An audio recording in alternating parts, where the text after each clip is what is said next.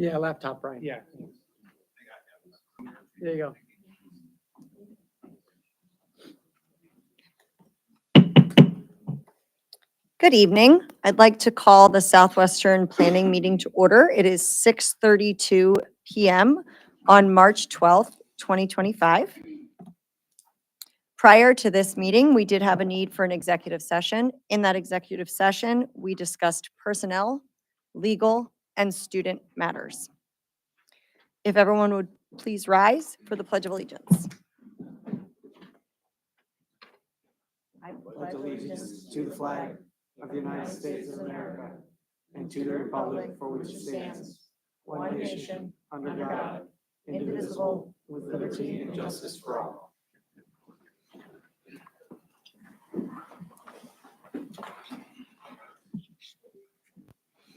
Mr. Furman, when you are ready, roll call, please. Okay. Mrs. Bauer? Here. Mr. Beard? Here. Mrs. Brennan? Here. Mr. Galazello? Here. Mr. Gelsinger? Mr. Leidy? Here. Mr. Plessick? Here. Mr. Smith? Here. Mrs. Weaver? Here. 8 present, 1 absent. Mr. Gelsinger did let us know that he would be unavailable this evening. Possibly arriving late. Okay, and in recognition of visitors, the papers are coming. Thank you to everybody that signed in. Thank you. We have quite a few names here that have signed in, and then you'll have 2 opportunities to speak this evening. One will be just in a little bit here, and then at the end of the agenda as well. So we will move forward at this point and come back to visitors. So 5A, curriculum overview, Dr. Cromer.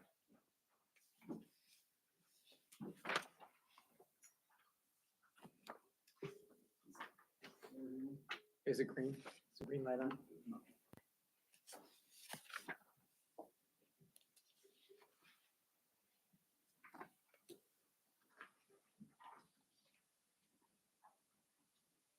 Sing while we're waiting. Please don't. Well, I want to hear it. No, you don't. We're good. Thanks. I should have a note. If you sing, yeah. Maybe it turns on when you sing. Is it one of those? Yeah. There we go. Operator error, I guess that was.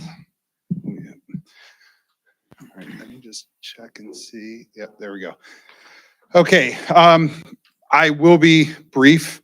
Mr. Kirby had reached out to me and you all were on some of the emails. So just wanted to highlight, there's more in this presentation that I gave you that we're really going to go over, but I just want to highlight things that he had talked about a refresher on the curriculum cycle. So I do have that in here. Planned modification for any courses. Do you want to talk about those? Planned deletion for any courses, and then any addition. So we will get to those. But I do want to just quickly touch base on the first couple slides, just reminding everyone our process and what we do. So this document is really about the philosophy, values, and our process within our curriculum cycle. In the philosophy, we're trying to make sure we're providing equitable access to all students. Number 2 bullet, we talked about the Mustang competencies, and those were many things that you had been a part of during our comprehensive planning process. So that is embedded in this process, and really want to maintain a systematic design and review. Our curriculum is broken down into, the design is into course guides, the course curriculum guides, which you can find online, and the ones that comes in front of you, and you approve that along with those, the identification of the core resources. So I have some information there on that. Within all of that, trying to maintain our system, we're continuing to look at our course guides. We have a program sequence that we're looking at from K to 12. As we move through, we look at procedural requirements. So looking at those codes or anything that we have to embed in. Mr. Beard had, I said Mr. Kirby earlier, I apologize. Mr. Beard said earlier that, just realized I said that, said earlier about the with about the financial literacy. So we have that embedded in our process. So different things that we go through with that. There's many different codes that we have to take a look at. And then we also look at that level of support for students. We have our 5 design values when we go into our process. So we have these, we're process oriented, continuous improvement, impact driven, look at the depth of understanding and rigorous transfer. We could go into a lot of all of those, but we have our 5-year cycle that we work into every year. So we make sure that we have a system. If you recall, a couple months ago, I was here, we had talked about, we previously did a 3-year cycle and we shifted to a 5-year 2 years ago. And I'll explain some of those or just reiterate some of those pieces on there. We utilize an understanding by design philosophy. So we're looking at stage 1, stage 2, and stage 3. Stage 1 are those learning outcomes. That is the information that comes in front of you and is on that public facing. We look at the evidence of learning. So we think about our assessments and how are we assessing and knowing that students are obtaining those learning goals, and then the sequence or the planned learning. So what do we do within the classroom over the course of time, over the course of years to implement that? This was the part of the curriculum design or the curriculum development cycle. So these are the tasks or things that we do in each one of the cycles. Cycle 1, if you're in that cycle 1 or your department is in that cycle 1, it's the visioning process. Cycle 2, the overall divisioning with some other things in there. Cycle 2, we're developing stage 1, so that is learning outcomes and the evidence in stage 2. We're looking at stage 1 and stage 2, identifying core resources. Cycle 3, so when you look on the cycle 3, those are the departments or courses that will come in front of you each year, whichever group is in cycle 3. Cycle 4 is full implementation, and then cycle 5 is evaluation, and then we go back to the beginning of the cycles. This document here is the one that will show where we are at. We are in the 24-25 school year. So if you look at the second column, it really would be the third column from the left.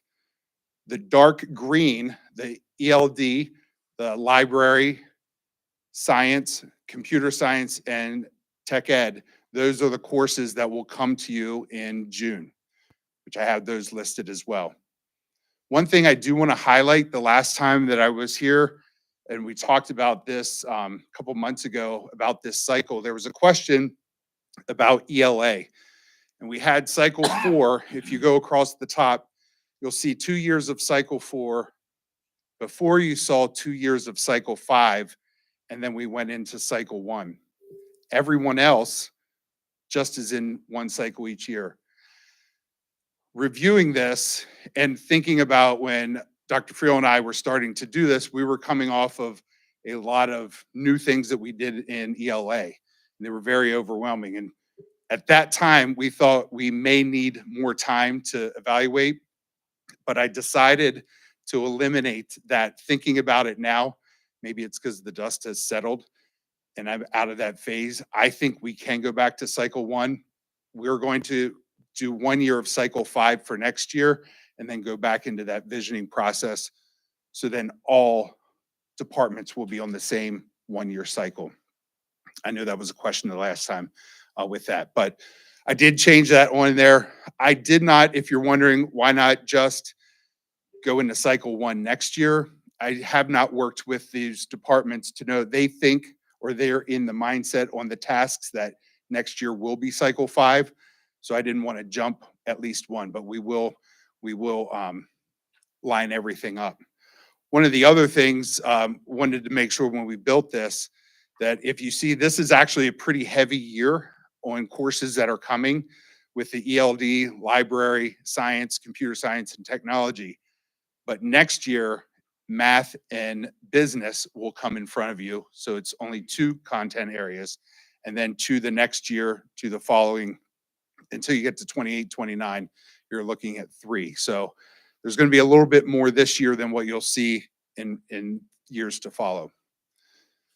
So So the core, if you have any questions, just let me know.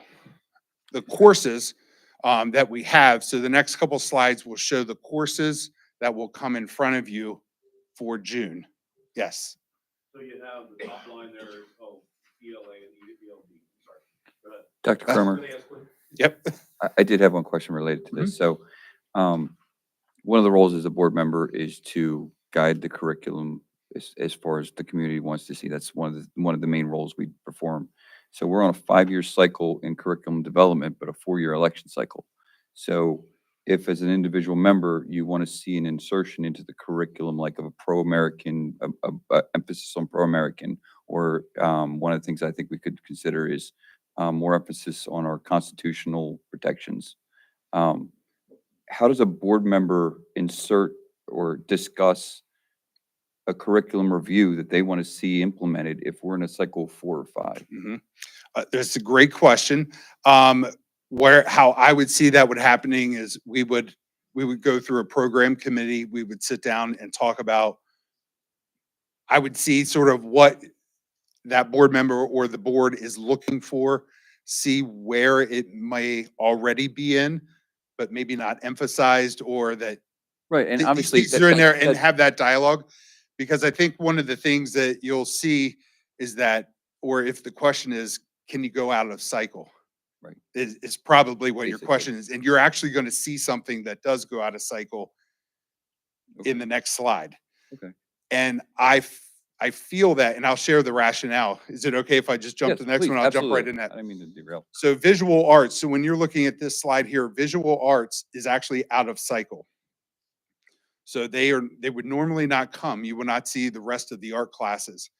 One of the things that I did this year working with the high school is going through the compass or the curriculum guide. As I went and met with every department, making sure that that document is correct. When I met with the visual arts department, they had a question about incorporating a new course. They knew last year there were some questions about scheduling and opportunities for kids. And we talked about that about a year ago of can we create more opportunities? They actually came to me with a possible solution. This isn't going to be the complete solution, but when they talked about this course, so they have ceramic courses and they have sculpture courses.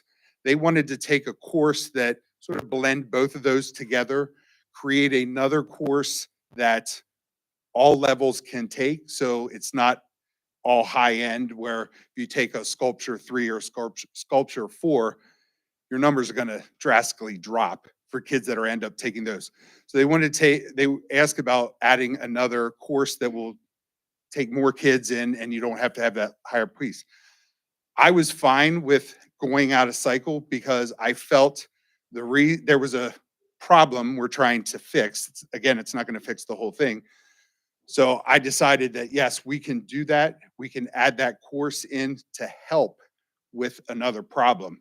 If there are other courses, I'm fine, or we can certainly go within that cycle to do that. I think that might sort of help Yeah. with one of your things. Like if there's something It's that not comes up, absolute, is what you're saying. You right? can- It's not. I like to try and stick with it. Right. Like, what is the reason? Why wouldn't we do this? Otherwise, we're just all over the place on a number of these things.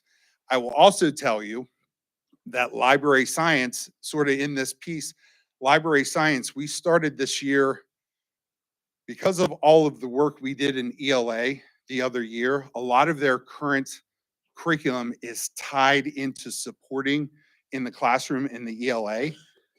Well, as we went through and we developed new ELA, there isn't a need to have as much direct connection in.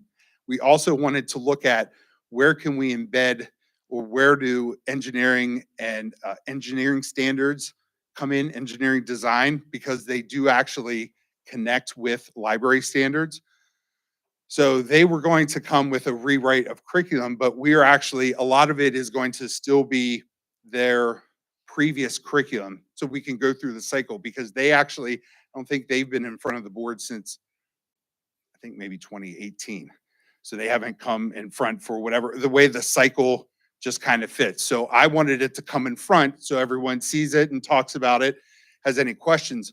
But we have some opportunities, which I'm hoping the next board meeting, I'm able to talk to everyone about some opportunities that, some donations that are coming our way that we can embed into our elementary library science, which would then make the current curriculum, the way it's written, not accurate. So if we go to embed some of these other things, we have to reevaluate. So while library science is going to come in front of everyone this summer, I may end up coming back again for some updates based on some donations that are sort of being handed off to us that I can't wait 5 years or whatever, or things that come up. So I think that, does that help? Or so as long as there's a reason and a rationale and whatever, I want to make sure that we're maintaining, there's a reason to look at these things and have a dialogue. So I think coming back to probably through the program committee and talking about those things, we could certainly address those. I'm glad Matt actually asked that question. I had a simpler one. In 2023, we had a nonprofit donate pocket constitutions for all the 8th grade students for Constitution Day. This past fall, I had a health issue I had to take care of, and unfortunately that got overlooked this past year. But if we could set something up like that, regularly, that, that's not necessarily changing the curriculum, but for one day, for Constitution Day, I think it would be beneficial. because Yes, and There's several that they exist just to do that, yeah, just to provide those constitutions to learn on Constitution Day. and depending on what it is that you're asking about and thinking about, that there's probably an already natural fit in our written curriculum that it will address. Like, so we have Yeah. those things already written in there. So it's not necessarily a curriculum change, Right. because when we look at stage 1, it is written in a manner that you can identify multiple ways to get to meeting those standards or those learning outcomes. So that example is one that we don't have to go through a process. It's, does this thing or this piece of individuals coming in, does it Right. match our Yeah, curriculum and our standards, and we can see where it is, and it's easily embedded in without necessarily board Right. approval or Yeah, or I'd a like to system set that up regularly now, because I thought about it a week after the fact this year and I was like, oh. So we Yeah. missed out on that. So if we could set it up that Yep. that would happen every year, that would be great. So And without me knowing exactly where and when, some of that is written in school code. So there are different things that we have to make sure they're embedded in somewhere. So I think that one might be written in somewhere. Sort of looking at Dr. Friel to see if he knows if he can think off the top. Yeah. So the ELD, the reason, so everything that has new behind is something that you've never seen before.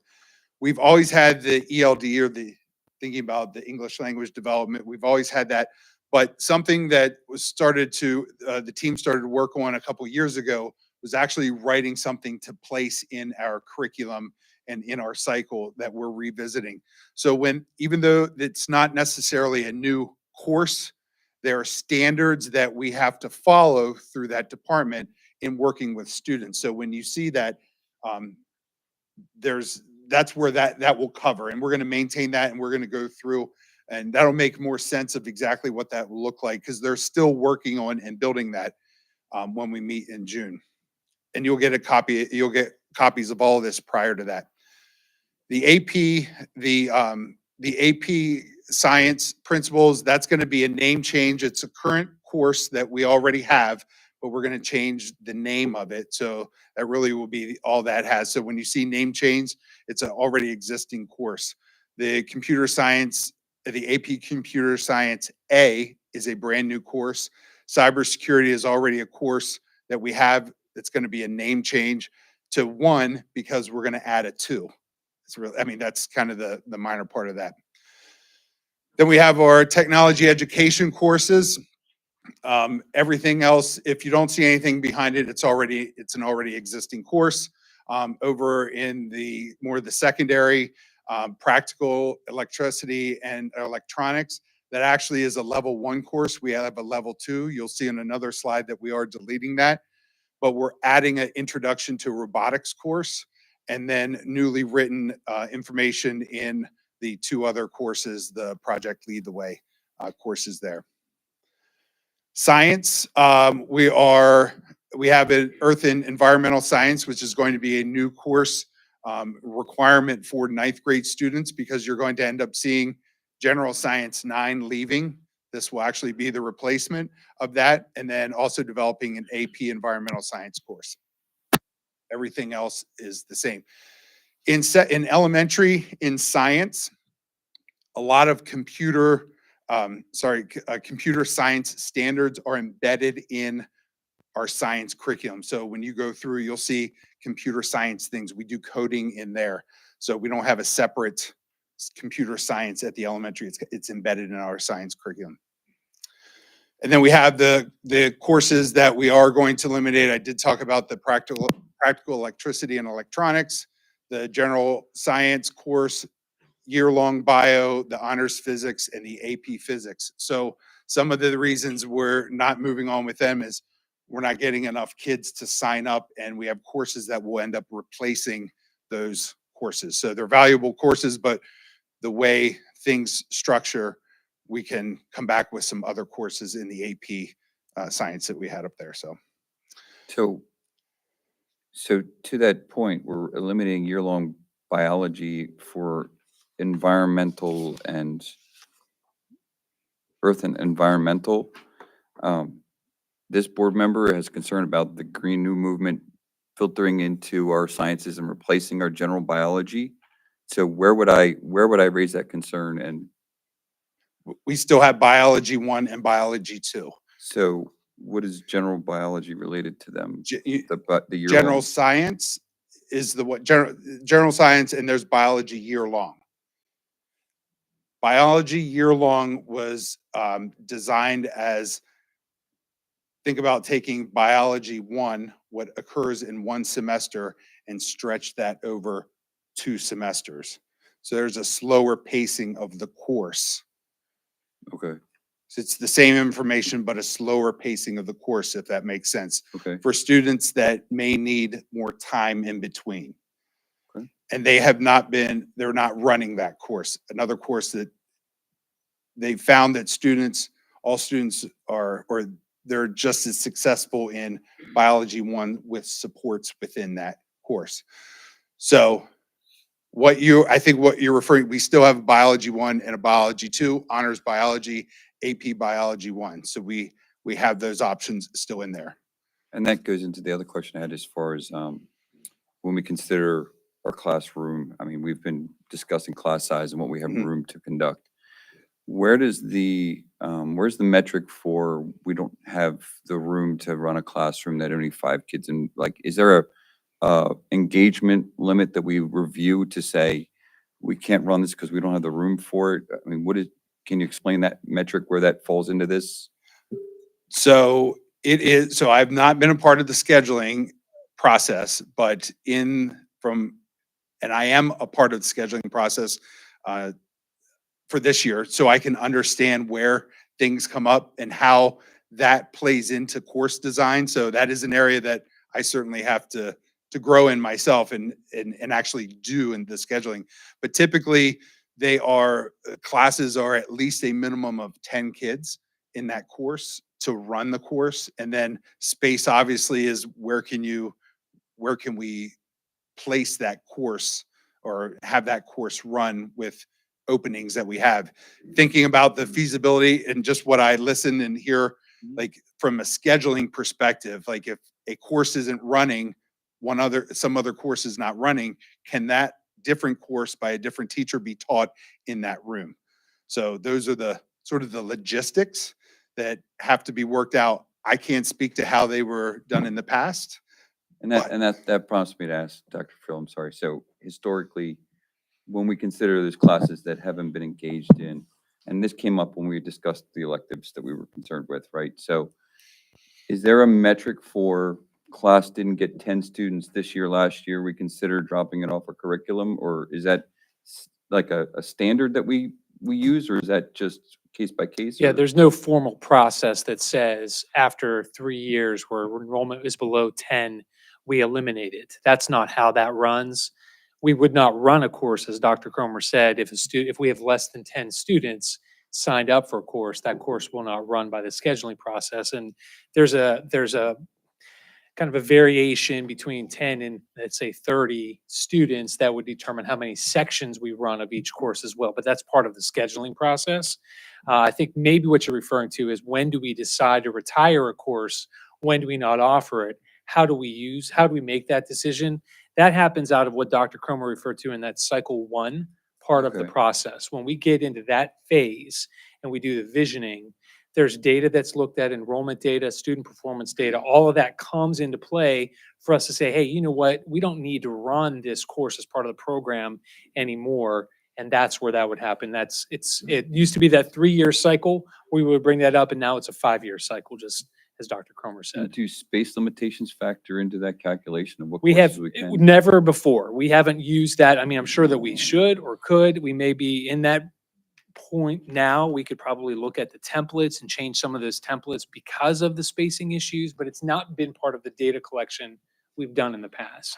Yeah, and that's why I bring it up. I think Mr. Winter's presentation of redoing the class scheduling is an apt example of how we could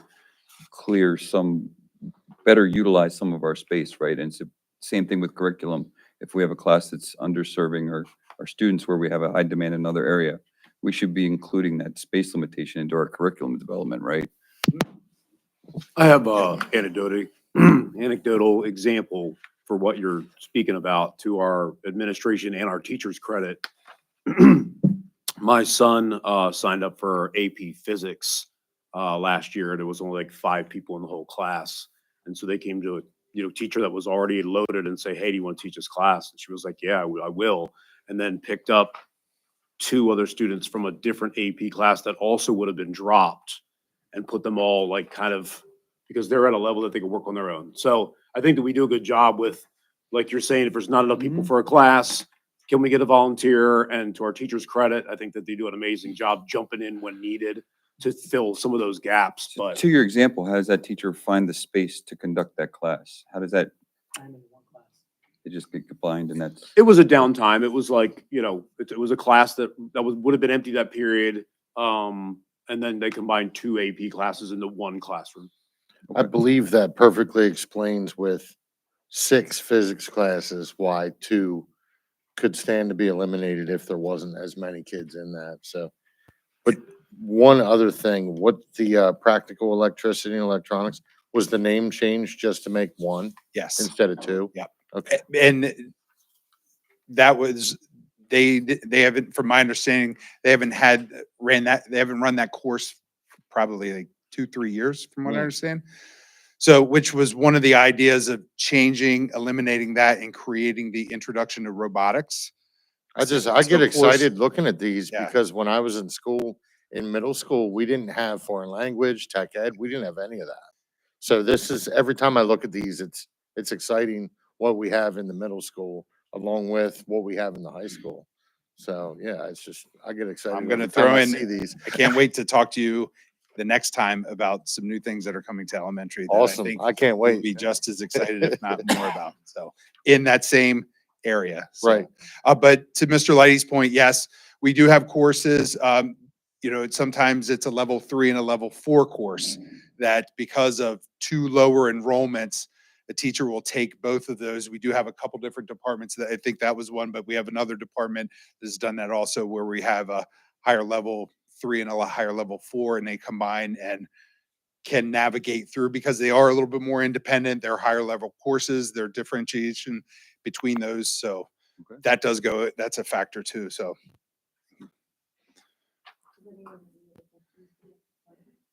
I want to thank you for bringing this forward. I questioned the phasing and how we do that, Yep. so I appreciate. yeah, the no understanding. problem. I appreciate it.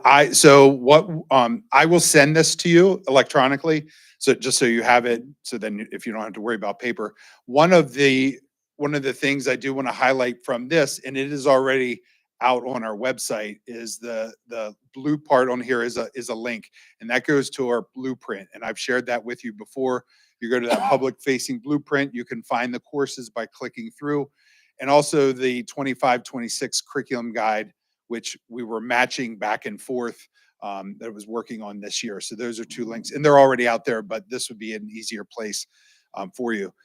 So the next steps in the process. So in June, probably in that later part of June, I'm going to ask for a program committee meeting to then be able to bring all of these. Well, you'll receive those ahead of time because, as you can see, there's a lot just in this amount. There's a lot of courses. So I will have all that to you. Typically, people are still writing now. The very beginning of June is when we try to wrap up the writing because it's very difficult to write curriculum and teach in the middle of the school year when you need time and brain power and to sit down and do those things. So you can't just do those in a 45-minute session or things like that. So we will start to wrap them up in that first week of June. I will get copies to everyone. I'm still working through probably a lot of digital copies. If people want hard copies, we can make that. That'll be a lot of hard copies, but we can get that to the program committee. And we would, like I said, we would do that in the probably third week, or sort of in my mind, third to fourth week in June. And then for review and then approval in the July board meeting is where we would look at that for the next step. Thank you. Are there any additions, deletions, or modifications to the agenda this evening? None? Okay. Number 7, hearing of persons who wish to address the board. Again, thank you to those who signed in. I have 2 that I believe to be on agenda items. The first would be Tasha Broadbeck on item 10E.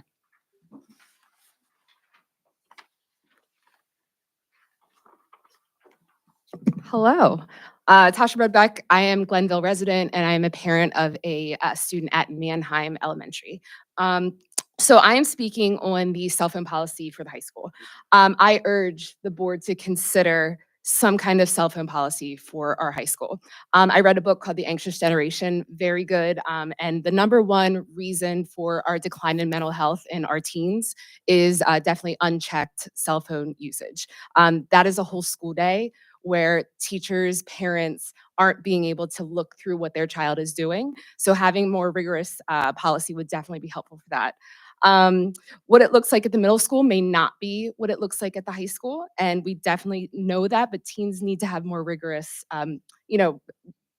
put into place. We do also have a teacher shortage in our nation. Teachers, it's tough to teach, and we definitely want to give teachers one less thing to fight in our son's classroom when he gets to that high school. And we have curriculum going on. One less thing to fight for those teachers would be a cell phone policy. While I'd love to think my son is perfect, he is not. But we would love our son's school day to be a structured learning environment where he doesn't have to continually worry about what's being posted on social media, who's texting him, or bullying. So I truly urge as a parent for you to consider something for the high school. Also, one more thing, I'm going to put on my Dean of Students hat and thank you all for the calendar change, or not change, I guess I should say. We did have every teacher wore a Link Crew shirt today to do a last minute push because our applications are due on Friday for our students. So thank you for working with us. We're very, very excited to start the school year next year. So thank you for your time. Thank you. And Miss Denise Bunty? If it's on an agenda item, typically you've gone at the beginning because it, okay, so you'd like it, okay, sorry for my misunderstanding. Is there anyone else in the audience that would like to speak on an agenda-related item tonight before we move forward? Okay, I'll save the rest for the end. Number 8, matters for which board action is required. Personnel Committee, Mr. Smith. I am making a motion to approve the entirety of section 8A, this 1, 2, and 3. Second. I have a motion from Mr. Smith, and in case you need 3 seconds, we have Mrs. Bauer, Mr. Galazella, and Ms. Brennan. Got it. Everybody was really excited for that.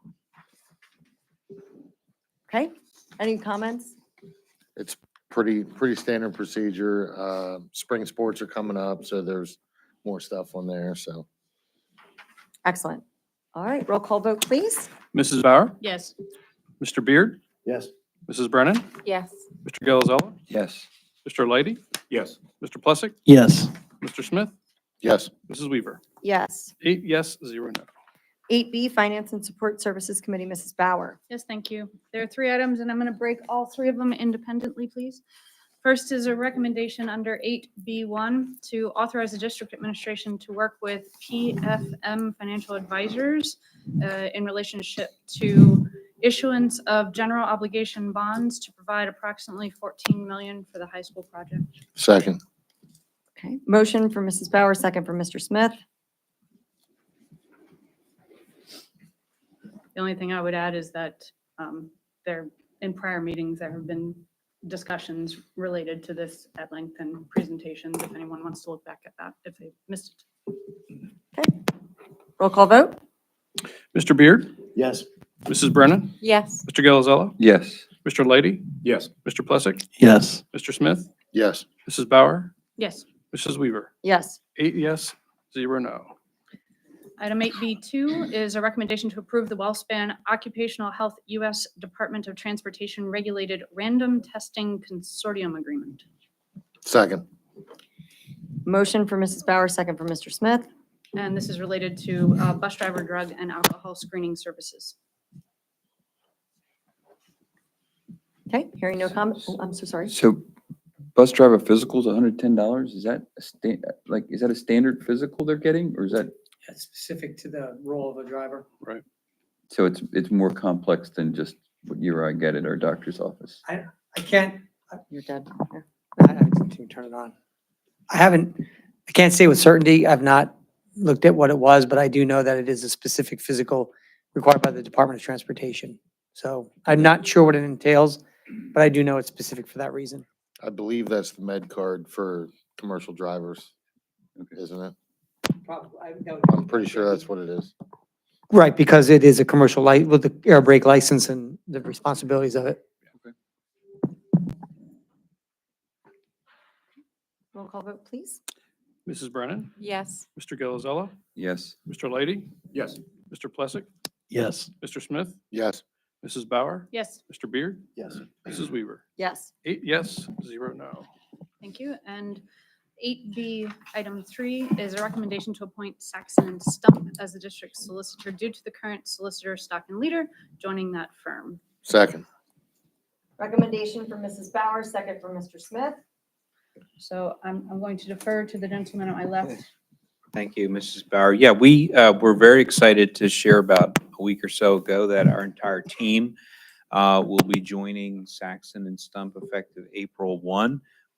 We're not going anywhere. We'll be in the same physical office that we've always been in, but it will give us access to some additional resources, some additional areas, and we're working through those transition items. Other than the name a change, you won't notice any interruption in service. And again, Lee and I specifically are going to stay together and keep working the same practice area out of the same office. We're excited. So from your perspective, it should be business as usual? Yes, Thank you. thank you. Any questions or comments in regards to this item? Thank you for that explanation. Roll call vote, please. Mr. Gilazella, Yes. Mr. Lady, Yes. Mr. Plessick, Yes. Mr. Smith, Yes. Mrs. Bauer, Yes, Mr. Beard, Yes. Mrs. Brennan, Yes. Mrs. Weaver. Yes. 8 yes, 0 no. 8C Program Committee, Mr. Beard. I'd like to make a motion for the acceptance of the second trimester donations to the Park Hills Elementary School Library. There were a total of 70 books and magazines that were donated, valued at approximately $450. Second. I have a motion for Mr. Beard and a second for Mr. Lighty. That's wonderful. Thank you. Roll call vote, please. Mr. Lady, Yes. Mr. Plessick, Yes. Mr. Smith, Yes. Mrs. Bauer, yes, Mr. Beard, Yes. Mrs. Brennan, Yes. Mr. Gilazella, Yes. Mrs. Weaver. Yes. 8 yes, 0 no. 8D Buildings and Grounds and Equipment, Mr. Plessick. I'd like to make a motion for item 8D, items 1, 2, and 3. Second. Motion from Mr. Plessick, second from Mr. Smith.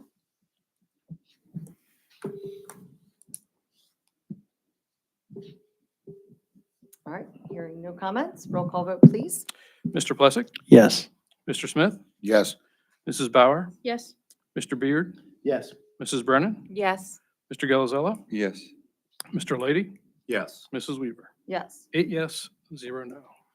Student and Community Relations Committee, Mr. Lady.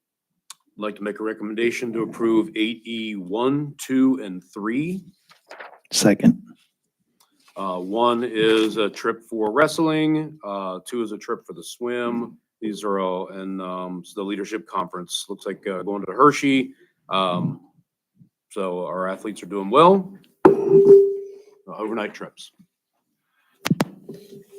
I have a motion for Mr. Lady. I didn't hear a second. I'll I second it. second it. Oh. Yeah, that's right, he did. Oh, sorry, Rich. A motion from Mr. Lady, a second from Mr. Plessick. And also, just as a note, our wrestler under number 1 actually placed 4th in the state, I believe, correct? So that's very exciting. All right. Yeah, I just wanted to congratulate all, not only our wrestlers, but our swimmers and our leaders. I mean, this opportunity presents because they're excelling. So congratulations to them. Excellent. Roll call vote, please. Mr. Smith, Yes. Mrs. Bauer, Yes. Mr. Beard, Yes. Mrs. Brennan, Yes. Mr. Gelazella, Yes. Mr. Gelsinger, Yes. Mr. Lady, Yes. Mr. Plessick, Yes. Mrs. Weaver. Yes. 9 yes, 0 no. I'd like to make a recommendation to approve 8E 4. Second. This is an expulsion agreement, student matter.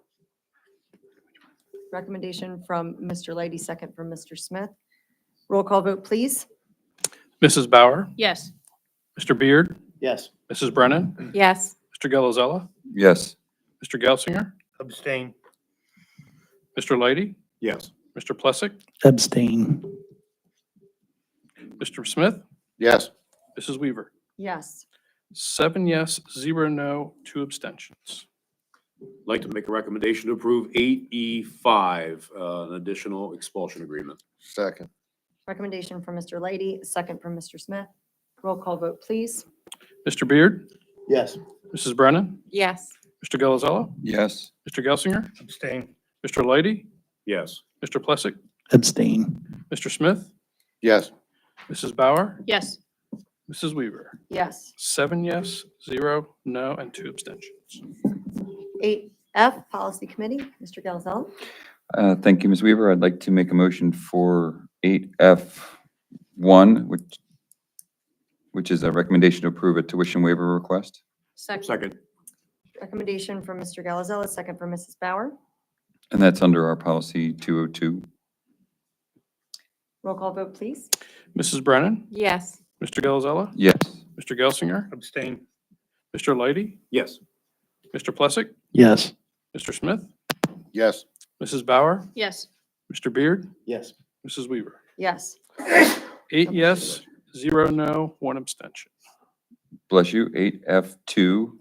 I'd like to make a motion for a recommendation to approve tuition waiver request, HS 14. Second. Motion from Mr. Galzal, second from Mr. Lady. And again, that's per our 202 policy. Roll call vote, please. Mr. Gelazella, Yes. Mr. Gelsinger, Abstain. Mr. Lady, Yes. Mr. Plessick, Yes. Mr. Smith, Yes. Mrs. Bauer, Yes. Mr. Beard, Yes. Mrs. Brennan, Yes. Mrs. Weaver. Yes. 8 yes, 0 no, 1 abstention. 8G, Mental Health and Wellness Committee, Ms. Brennan. Thank you. I don't have a report. I will be, Dr. Smale, Ms. Cortina, and others, look out for an email. I will be scheduling, or I'll be attempting to schedule a mental health committee in April. Hopefully on a Friday, preferably, but there'll be an email coming out for that. Also, I know Mr. Smith talked a little bit about it very briefly last Monday. However, I don't think some of the people were here. I do want to thank Ms. Cortina and even Mr. Winters for the tour we got. Me, Mr. Smith, and Ms. Weaver, Mrs. Weaver, were able to take a little middle school special education tour of the classrooms.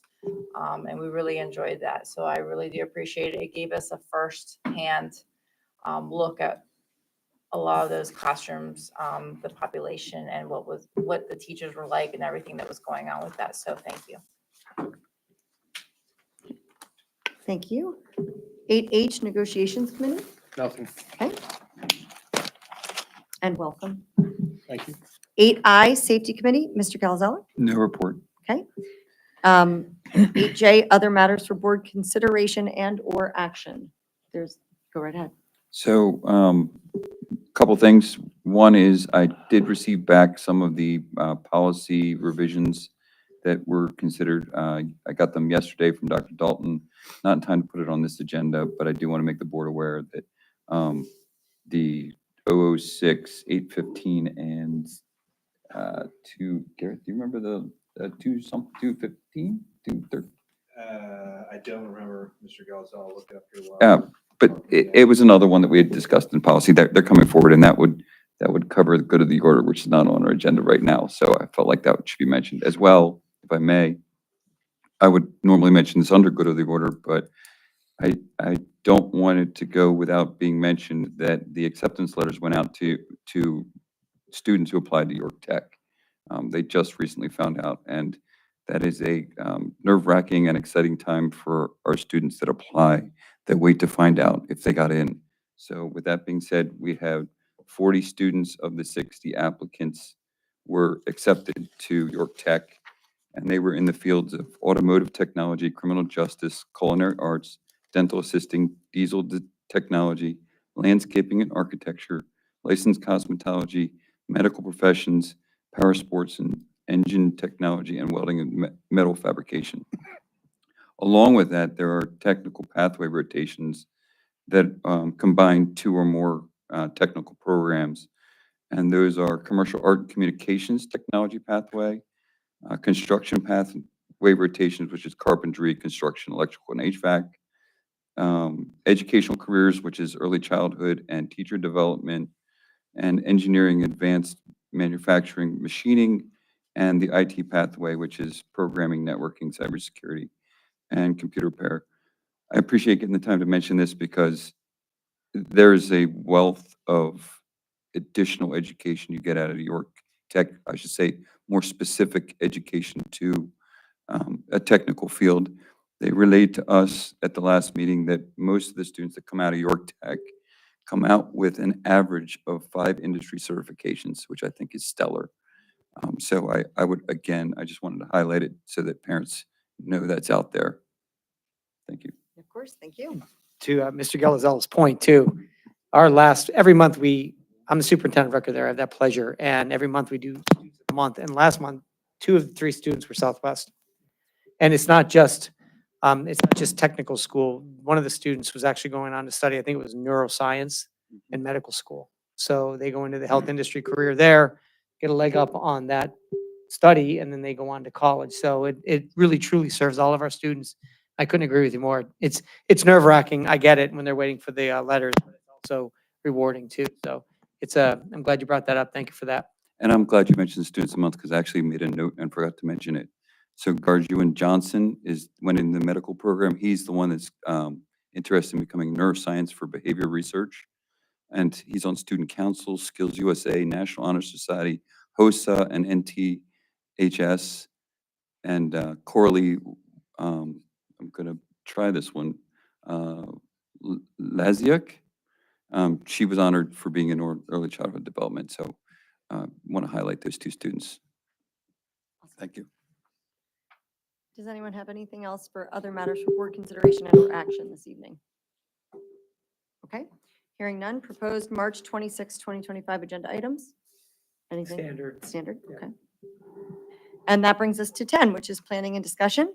So the first item listed is our comprehensive plan with Dr. Freeman. I have nothing to really present, but I did share with everybody in the email the executive summary and the revisions.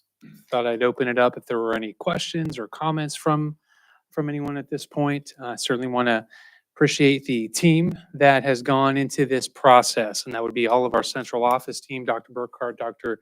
Cromer, Dr. Seibel, Ms. Cortina, Dr. Smale, Mr. Shield. Is that everybody? I think that's the main central office.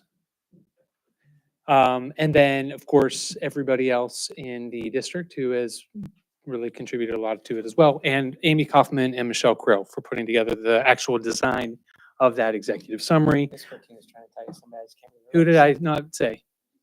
I did. Mr. Schild? Yeah. That's all right. Thank you for catching me on that.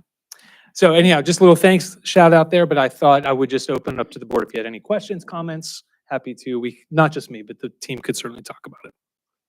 I very much appreciated the format and design, especially the Mustang at the very beginning. Very good looking presentation. That was the main thing I was going to say as well. I really enjoyed the structure of this particular summarization. So thank you for that. Yeah, that particular one, that was top notch. Awesome. It was a great process to be part of. I liked how we did our groups, with the different people at each group. I thought it was a really fun process and very productive. So yeah, I appreciated being part of it. Okay, thank you, sir. Item B is the Virtual Learning Network, and it is listed under discussion. Just questions. We would like to put that to the board at the next agenda item for your consideration for approval. So we can move forward with that process as Dr. Seibel, his excellent presentation talked about the timeline from Lincoln Edge and their open enrollment. And we would like our families to be aware that we will be offering this as an alternative. So if there's any questions for Dr. Seibel, he is here and he can answer them. A point of information, if you would come up. So a couple of things for me. First, I very much appreciate you sending the digital copy with all of the courses in overview and being able to read those and dive into it. And what occurred to me was there could actually be courses there that aren't offered here that some of our students may very much like to participate in. And one in particular, if they can't attend the driver's ed course, there's one that's included. Is that something that you have looked into considering for the greater whole? I have not looked at that, but I agree with you. There are courses there that sometimes are available to students that are not available at our high school.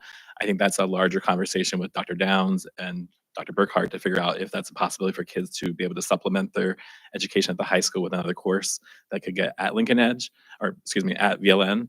Because Lincoln Edge is the same way. Lincoln Edge currently has courses that we don't offer at the high school that kids might be interested in.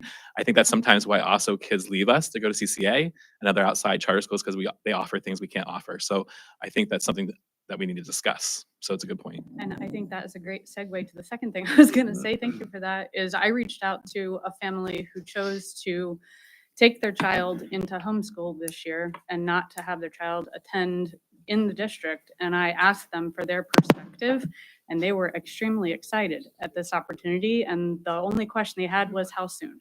So I think that says a lot. Thank you. Yeah, that's awesome. I just actually talked to the Terry Biddle, who oversees our homeschool stuff, with Dr. Cromer. And she asked me if we're going to be sending stuff home to homeschool students to ask them about the program. And I said, absolutely. I also think we should do like a open house or something like that in the summertime, that we could bring those people in and share what we offer to see if we can get people to join this program. So. Thank you. It seems that Mrs. Bauer read my mind on both parts today. So last time that night, I was scrolling through all the courses, and I believe I physically read the titles of every single one of them. It was over 500, or was it 700? I don't know the number off the top of my head. It was quite a bit. And I did notice there were a lot of those that would have those options.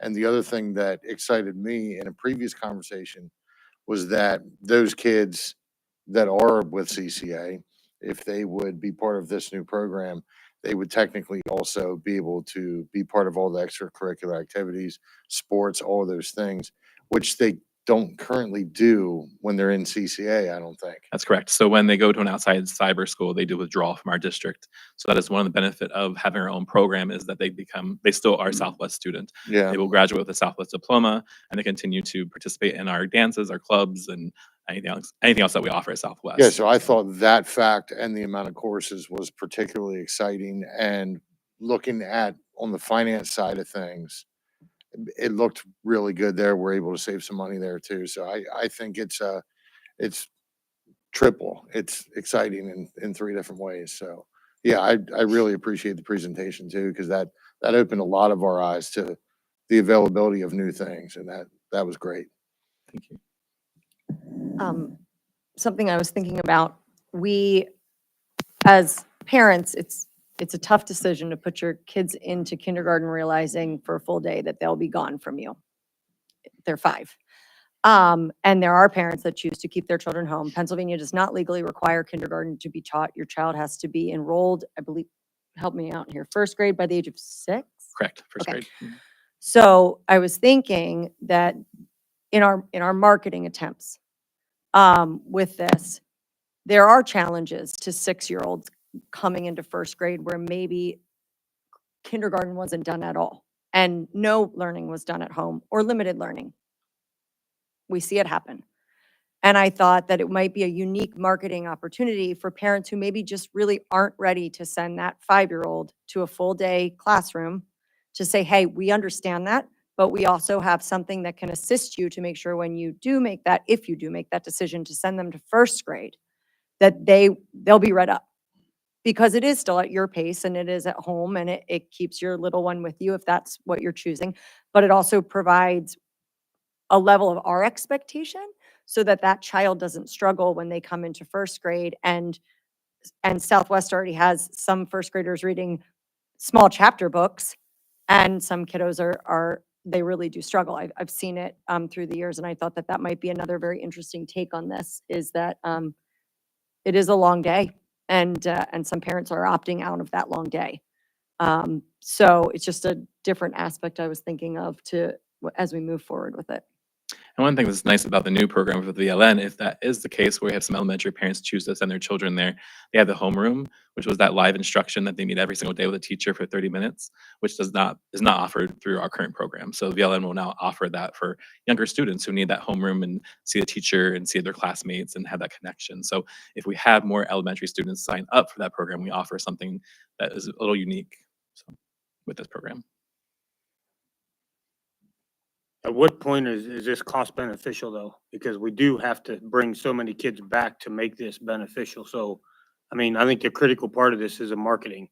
It can't be, I hate to compare it to something, but it can't be like our swimming program that we've done a horrible job at marketing this and nobody in our district even knows about it. Sure. So the estimated cost I shared with you last time is the savings automatically. So the 129 or 126,000, whatever I showed you, I can't remember off the top of my head, is the automatic savings compared to how many kids we have currently there in the program. If it stays at 100 kids, you're still saving that money.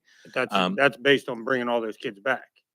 No, that's currently with our kids that we have enrolled there, we will save that money. Okay. If we bring more kids back from the charter schools, we will add to that savings. Okay. Again, that's estimated, right? Because we could still have other kids from the high school or middle school or elementary schools that decide they want to go to VLN from our in-person brick and mortar buildings. Well, that's going to decrease those savings, right? Because we have an increase going to that program. At least they're not leaving us, costing us $26,000 versus $195 a credit. You know what I mean? So it's much cheaper to have our own program no matter what. Yeah. That makes sense. Thank you. Excellent. So hopefully, again, the timeline is to hopefully put it on the board agenda for the next board meeting to have approval so we can kind of get moving through the timeline and work with, I know there was 3 positions that were also proposed with that, working on those job descriptions, because we're still saving $120,000 with adding those positions to help run the program. So. Is everybody comfortable with that being on the next agenda for a vote? I'd like to just voice, I'm eager to see this happen. So yes, very much. Okay, wonderful. We will get that on March 26th for you. All right, thank you. This brings us to the 2025-2026 budget. I don't have anything to present tonight. We did our presentation on Monday evening. I will let the board know that what we presented on the 26th and also what we presented Monday evening is on the website. So it's out there for the public to see. But now I'll just entertain any questions that anyone might have, any information you might want us to gather for the next meeting. Sort of where we feel we're at on the administration side. I don't have the paperwork in front of me and I apologize, but in the original paperwork that you handed out in reference to a timeline for passing the budget, Right. When was the goal to have tentative Tentative adoption was set for the April board meeting, which was April 20-something, I'm not sure Okay. when. And then you need to let the tentative adoption sit for 30 days. So I think then final adoption was in June, was the June planning meeting. Now, that timeline can be pushed up. If the board's ready to make a decision, we've done that in the past. We've pushed that timeline up where we've approved the budget the end of March and then had final in April or early May. So there's different ways we can do that, but you just need to realize that has to be that 30-day window. You have to let the budget sit, the tentative budget sit before you can do the final adoption. So the main, I guess, topic that I wanted to bring back up was what we kind of left open-ended on Monday was if any additional information regarding the swim program. And I'm in agreement with what we discussed, where it makes sense to potentially just double from $1 to $2 and $3 to $7 for family, as long as we are, back to Mr. Gelsinger's point, advertising appropriately. So I did want to revisit that topic because it's important. Right. And as far as the administration is concerned, we'll charge, whatever the board wants to charge for that program, we will go ahead and do that. We will try to advertise it more, get it in newsletters, on the website, that type of thing. I'm sure the board doesn't want us to spend a lot of money on advertising for the program, but there's other avenues we can do that. We can ask it to be posted on social media pages. Well, that that's type what of I was thing. going to say. There are a dozen different social media Right. pages. And I think it's really just about educating the people who are the administrators of those pages on behalf of either the organizations or the district to make it aware. And the reason why I wanted to bring this up really was because I think that it gave a year as far as the rec program to play out. And because we didn't do anything with it last year, I think that this is something else that has to be a proof of concept if we can actually make this not losing money and make it an actual community effort. I think every principal sends a newsletter every week to their students and families, so just a simple blurb in there would possibly Right. suffice for And I some know they- advertising. They use And social that's free. media, right? And they use social media, posting things on there. We can do that several times a year to have that posted. That's probably one of the best ways to get the word out that we have that community swim program. Along the community swim, I think doubling it to $2.07 is actually too conservative. If we want to make this a money-making, or at least a break even where we're paying for our lifeguards, I think $2 is too conservative.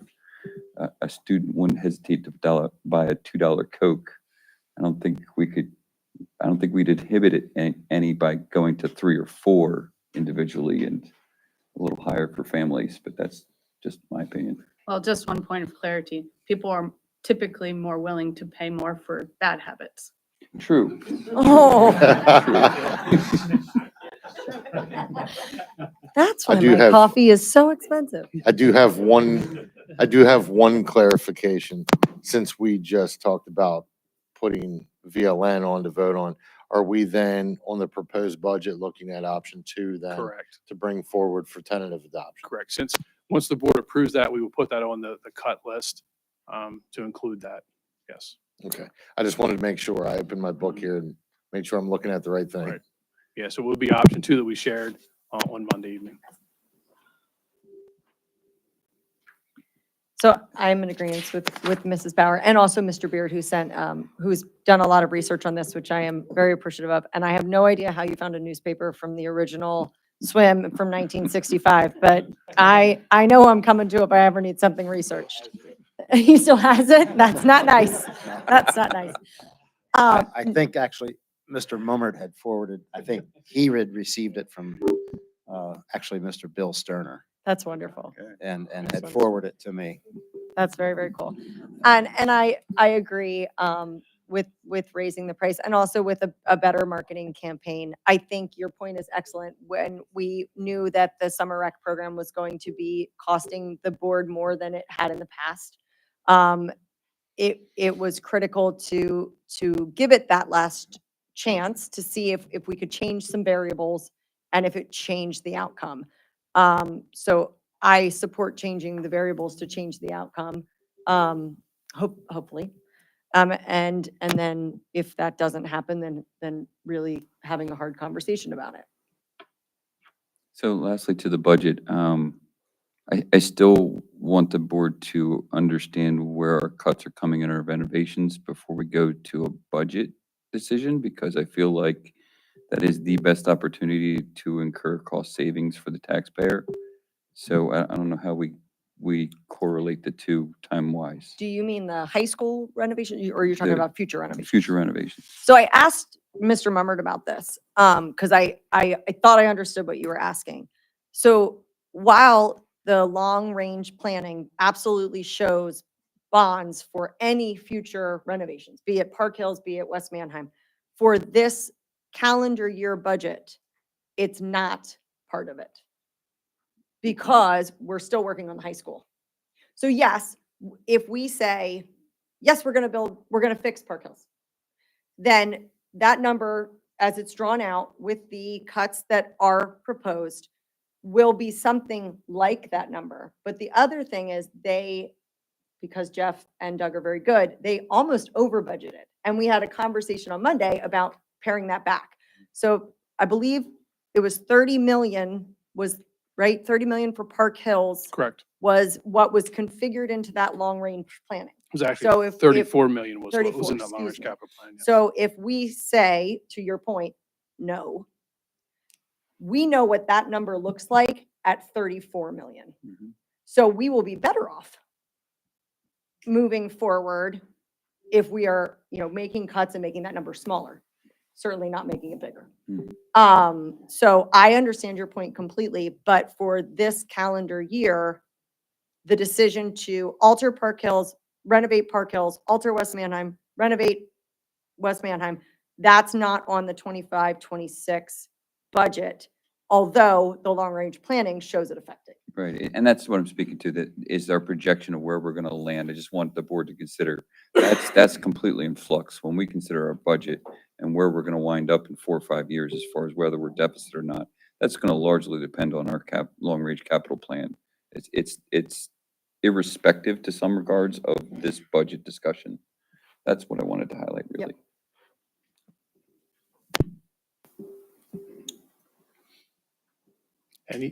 Any information you want need from us. If not, you can always email, let us know if there's something comes up. Does the board have an appetite to put it on maybe the first meeting in April for tentative adoption under option 2? And to review, option 2 was, including VLN, the tax increase was 0.94 mils, little less than 4.5%. I don't know exactly what the percentage is, but if the board is okay with that, we will definitely put it on for the planning meeting in April. And that is a tentative adoption and Correct. does not hold you to that. Correct. It's just to begin the process to put it out. And we'd have to look at the meetings. I'm not sure if there would be 30 days till the planning meeting in May, or if we'd have It to might wait take till till the end of May. to the yeah. regular meeting in May to do final adoption. And to put it to the public, so 4.5% is about where that lands? Yeah, I could, It just- it's a little bit, 1%, one mil was 4.5%. So I'm thinking it's probably 4.3. And I don't know Okay. the number off the top of my head. And to your point, tentative adoption, any taxpayers don't like that option, I'd urge you to come and speak to us during tentative adoption. That's why we're here. And we have to, once we have tentative adoption, we'll have that on the website. We also have to have the PD 2028, which is the actual forms we have to complete for the state. We have to have them on the website, or I think it's 20 days. We have to have that advertised. So all that'll be on the website once we do tentative adoption for the public to see. Mr. Furman, our planning meeting is April 9th, then full meeting the 23rd, and the next planning meeting is May 14th. So we would have 30 days. We could do the tentative at the planning meeting in April and final at the planning meeting in May. Is everybody okay with that? Just don't need a vote, just a nod. Awesome. Okay, thank you. All right, thank you. Okay, 10D, asynchronous schedule high school Keystone exams, spring 2025.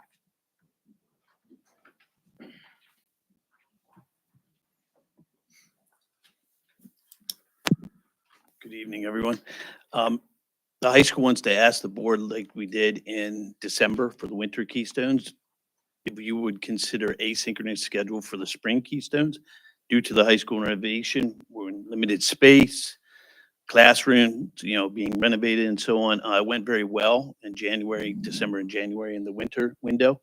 The window for the spring Keystones is the 19th, it's the 12th to the 23rd. So we're looking at the 12th and the 19th as potential asynchronous days. So the state window is May 12th to May 23rd. We're asking the board to consider Monday, May 12th as an asynchronous day, like we did in January here, for the Alge and the Lit Keystone, and then Monday, the 19th for the Bio Keystone. I know in the Winter Keystone, we only asked for one day. We would consider hopefully both, because of the fact with the renovation and the limited space and so on. I know it's a big ask because it is the last couple weeks of school, but we just feel like, the state puts that window in and we're kind of locked to that. And we're trying to figure out how best to accommodate the Keystones for the spring Keystone. Point of information. With the last set that you did you find any challenges that were unexpected, any risks that had not been identified, or any grievance that was unanticipated? No, I think the biggest thing was because we did the asynchronous day for the Lit and Keystone, or the Lit and the Bio, Lit and Alge, and then we tried to do the Bio on, I think it was 2 days later. With that said, we didn't think we gave enough time for makeups because kids that were absent that day then have to make it up in that window. And so that's why we're looking at doing it Monday and Monday to give us that week to do the Alge and Lit makeup. So then we can hit the Bio the following week and be hopefully made up with everybody and put that behind us. So that was kind of the big thing that when we reflected back, we thought, hey, we need a little bit of a gap between the two. We only have 2 weeks that the state gives us, so we can't give too many days in between. But that's why we were looking at Monday and Monday. So that was probably the big thing that came about. I appreciate you taking those learnings and shifting because of it. Do you have more students that take the tests in the spring than you do in the fall? We do, yeah, typically we do, just because of the fact, that sometimes we have makeup kids, making it up and so on, or retesters and so on. So, yeah, typically we will have more in the spring. So the only question I have, having gone through an asynchronous for this before, I'd ask Dr. Burkhart and Dr. Downs, that's the opportunity for feedback. Negative feedback from those who were asynchronous, did we get any, or to what extent did we field that feedback? I've not received any feedback, positive or negative, regarding the asynchronous days Yeah, specific to Keystone. neither did we at the high school. None at all. Okay. No, positive or negative. Okay. Yeah. But I believe it was well received by the staff. Oh, yeah, definitely. Yeah, the staff, we got a lot of positive feedback Okay. because it was much more non-interruptive throughout the entire day. Because when we take teachers' classrooms and we isolate a whole hallway, a lot of times we're really, especially in the renovation, we're really limiting what we can do in the building. Yeah, so we got a lot of positive feedback from the staff. The results, I don't know. We'll find out, next year how the Keystone worked out. If we see a positive result on scores and so on, that's to be determined, really. But the reason I ask is speaking to anyone who doesn't like their child being on asynchronous, I would expect them to reach out to communicate that, and that silence speaks to support as far as I'm concerned. Just a programming question. On what Dr. Cromer presented, we are getting rid of biology year-long, but we still have biology 1 and biology 2. When these students are taking their biology keystones, we're not there yet in our family, is that on biology 1 and 2, or just 1? It's bio. It's your AP bio, your bio 1. Those are the kids that are taking it in the spring. So the year-long bio is a full year. So those kids do not take it in the winter. And then we have our Right. semester-based bios. So this is a spring semester bio taking it, and the year-long bio. And the AP bio takes it too at the end of the year. I'm just thinking next year, if we're not doing year-long bio, do we see more kids taking the bio in the fall if it's a semester-based course? No, because that's a scheduling thing. Okay. Yeah, we would never be able to load up bios more in the fall than the spring because we really need to balance the schedule, the teacher schedules and so Okay. on for our science teachers. Yeah. Does anyone have any strong objections to not allowing the high school to have asynchronous high school Keystone exams for spring 2025? I think you have your answer, sir. That's awesome. Thank you. Thank you. Yeah, I know our team will be very excited about that, Gina and Garrett It's a very especially. creative fix for a situation that you're in. Yep. So thank you You want me for, to stay here for the next one? Yes, please. yes, Okay. please. All right. I figured why walk back and come Why back. walk away? Okay, so the next discussion, the last planning and discussion item listed, not to say there won't be more, high school cell phone policy. So if you would just enlighten us, what is the current high school cell phone policy? Yeah, our current policy, which we covered at the beginning of the year with students, staff, everyone, is that students have to have their cell phone away during class, during instruction. They can use, they can text and stuff in the hallways. They can sit at lunch and they can be on their phones playing a video game or something like that. They can't be listening to music or something, that is disrupting other people and so on. They cannot make phone calls and call people. They need to come to the office for that. But when they're in class, the expectation is it's either in their pocket away or in their computer bag away. If they can't keep it away, we gave every teacher last year door caddies. So we said, hey, you can ask, if as a teacher in my classroom, my expectation is put it in the door caddy, tell them to put it in the door caddy. We said to every teacher though, if a student keeps it away and you don't see it, why cause the disruption? Just to, obviously mine's in my jacket right now. You don't see it. If I'm that type of kid that you do not see the phone, okay, the kid's complying, they're keeping it where they need to be. If you have a student though that you see the phone out, you could say to them, hey, you're going to need to put it up in the door up here in the caddy because you're not following the expectations in the classroom. First offense is a verbal warning, talk to the student. Second offense is a call home, talk to parents.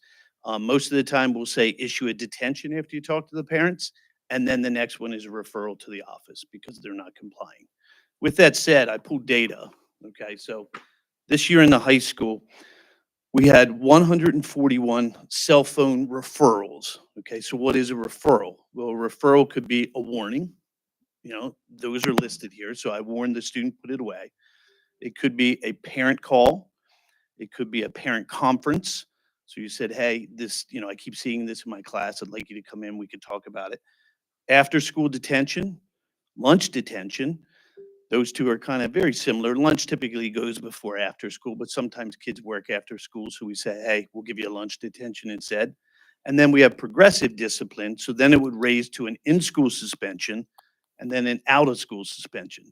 So with that said, we had 141, okay, I don't know what today is, 135 days into the year or something like that. So we had 141 referrals for those reasons. 89 students were involved. So you can see there's some repeat offenders there. Okay, so we had 89 students involved. I didn't count the detentions and the parent phone calls. I could do that if you want more data on that, but we had 19 incidents that rose to an in-school suspension. So that would mean they went through the warning, parent call, detention. Clearly they got referred to the office. It also could be a cell phone possession, could be they were using their phone inappropriately and they got ISS. So they were taking a picture of somebody or they were doing something they should not have been because you're not allowed to take pictures and videos of others and so on. So they could have got an ISS for that too. And then we had one student that got OSS. It did. I think your battery died. Here you go. There you go. There you go. So we had one incident that got an OSS, out of school suspension. And that's the data that I just pulled, honestly, as I was sitting back there, because I knew you were going to ask me questions on that. So I wanted to get you as up-to-date, relevant information you could have. That's the high school this year. I can tell you that, the conversations I've had with folks, and it is definitely better this year than it was last year because our teachers are more consistent and they are adhering to the fact of saying, hey, the expectation is phones are away. I started the year at every assembly with all the grades when they came in and said, as the principal of the building, this is a non-negotiable for me. When the teacher's talking, a presenter's presenting, we have a guest speaker, you're supposed to be learning, phones are away. You know, and I always say to the students then, and I'll say it, you know, again, just to reiterate that, I said, you all want to be treated like an adult. This is the transition into adulthood. Let's behave like young adults, and then you'll be able to keep this privilege. If you can't, then something we'll address down the road as a high school that we can't, you know, deal with that, and we can't follow rules that way. So this is really a lot of good data for us to look at and see where we're at this year. Point of clarification. First, I appreciate you bringing data. I have done a lot of research on this topic. And first, I think it's important for us to recognize that we live in a society where attention spans are decreasing significantly. And while I appreciate the concept of putting the phones away, that doesn't resolve the foundational issue of notifications. So unfortunately, we have a lot of young people who spend a lot of time on social media since COVID, especially. And if they have those notifications set up on their devices, and it's ping, ping, ping, ping, ping, ping, ping, ping from all these different devices that are still in the classroom, and we have a decreased attention span from learners who are still catching up on learning loss. How do we effectively navigate that challenge? Because studies also show that when one loses focus, it takes them a dramatic amount of time to become refocused. No, I don't disagree with you on that. The only, I guess, counter argument I would have to that is we have every kid walking around with a Chromebook in their hand. So they can still email, they can search the internet, you know, they can do all the above. I've spoken to other high school principals in the area, and they have iPads. Some schools have iPads versus Chromebooks. And, you know, they say, hey, you know, they're still connected. Kids are gonna figure out a way to communicate with their friends and so on. Whether, I'm not saying that they should be looking at their phones, but what I'm saying is they're walking around with the device and they do figure it out. You know, they figure out how to message each other, how to go back and forth and things like that. And I know our IT has, over the years, had to lock kids down on their Chromebooks and so on, but I don't know the answer to that in society. You know, everybody walks around with a device now, and you know, I guess to sit there and say we're going to not have that, I don't know. I just feel like sometimes we need to teach people how to use it responsibly. You know, the right time to use it, because when they walk out of here, they're going to have a cell phone. They're going to have it at college. They're going to have it after school at work. And, you know, I know a lot of workplaces say, hey, phones away. If I go to the grocery store, I see a kid, the phone's in their back pocket, but they aren't on it at the cash register. Then I might go to another retail establishment and I see a kid on their phone because no one's up, you know, at the counter or whatever at that point in time. So I think it's just the expectations that we just have to put in place. But, you know, but you're exactly right. I don't know the answer to unplug kids or fix their addiction to cell phones or media or fix their attention deficit. I have no idea on that answer. Well, I appreciate that, but I do think it's also important to provide an additional point of clarification. At 3 different school sanctioned events that I attended, 3 different subsets of parents who were not related in any manner, not myself included, I was purely observing, all brought up to the educators in the classrooms where they were asking, what are we going to do differently next year? Yeah, valid point. So I like that as well, and I appreciate it, but I'd be willing to bet that those numbers are probably triple of what gets reported. Okay. I think a lot of our teachers, and I do disagree with this, Dr. Downs. I think our teachers are there to teach subjects, not cell phone usage. I mean, if you want to go to data, I remember a report that was presented to this board about the number of staff that was frustrated with cell phones in our high school. And that data to me was very overwhelming whenever I heard the percentage of teachers that said things like, we want to teach our class. And it's very distracting. Me personally, I actually was going to ask you this personally, but since you're here, earbuds and headsets. I know even whenever I was over there helping with a STEM day, you thought I was committing a crime when I asked some of the kids to take these big headsets off their ears. It was almost like they literally thought that was okay, and I shouldn't be telling them to take that off their ears. And to, but if I'm dealing with that, imagine what our teachers are dealing with. So I didn't know this was on the agenda for discussion at this. I thought you were actually presenting something, but I will remind the data that was presented to this board about from the teachers saying the amount of problems that we had in the high school. So. Yeah, all valid points. I'm not gonna, I'm not gonna argue. We can go either way on this, to be honest with you, in terms of, whatever side of the fence you're on. Some people advocate, hey, we need to teach kids. Some people advocate, nope, we need to restrict it. They aren't mature enough to understand that, they can't because they're addicted to it. There's two sides to it.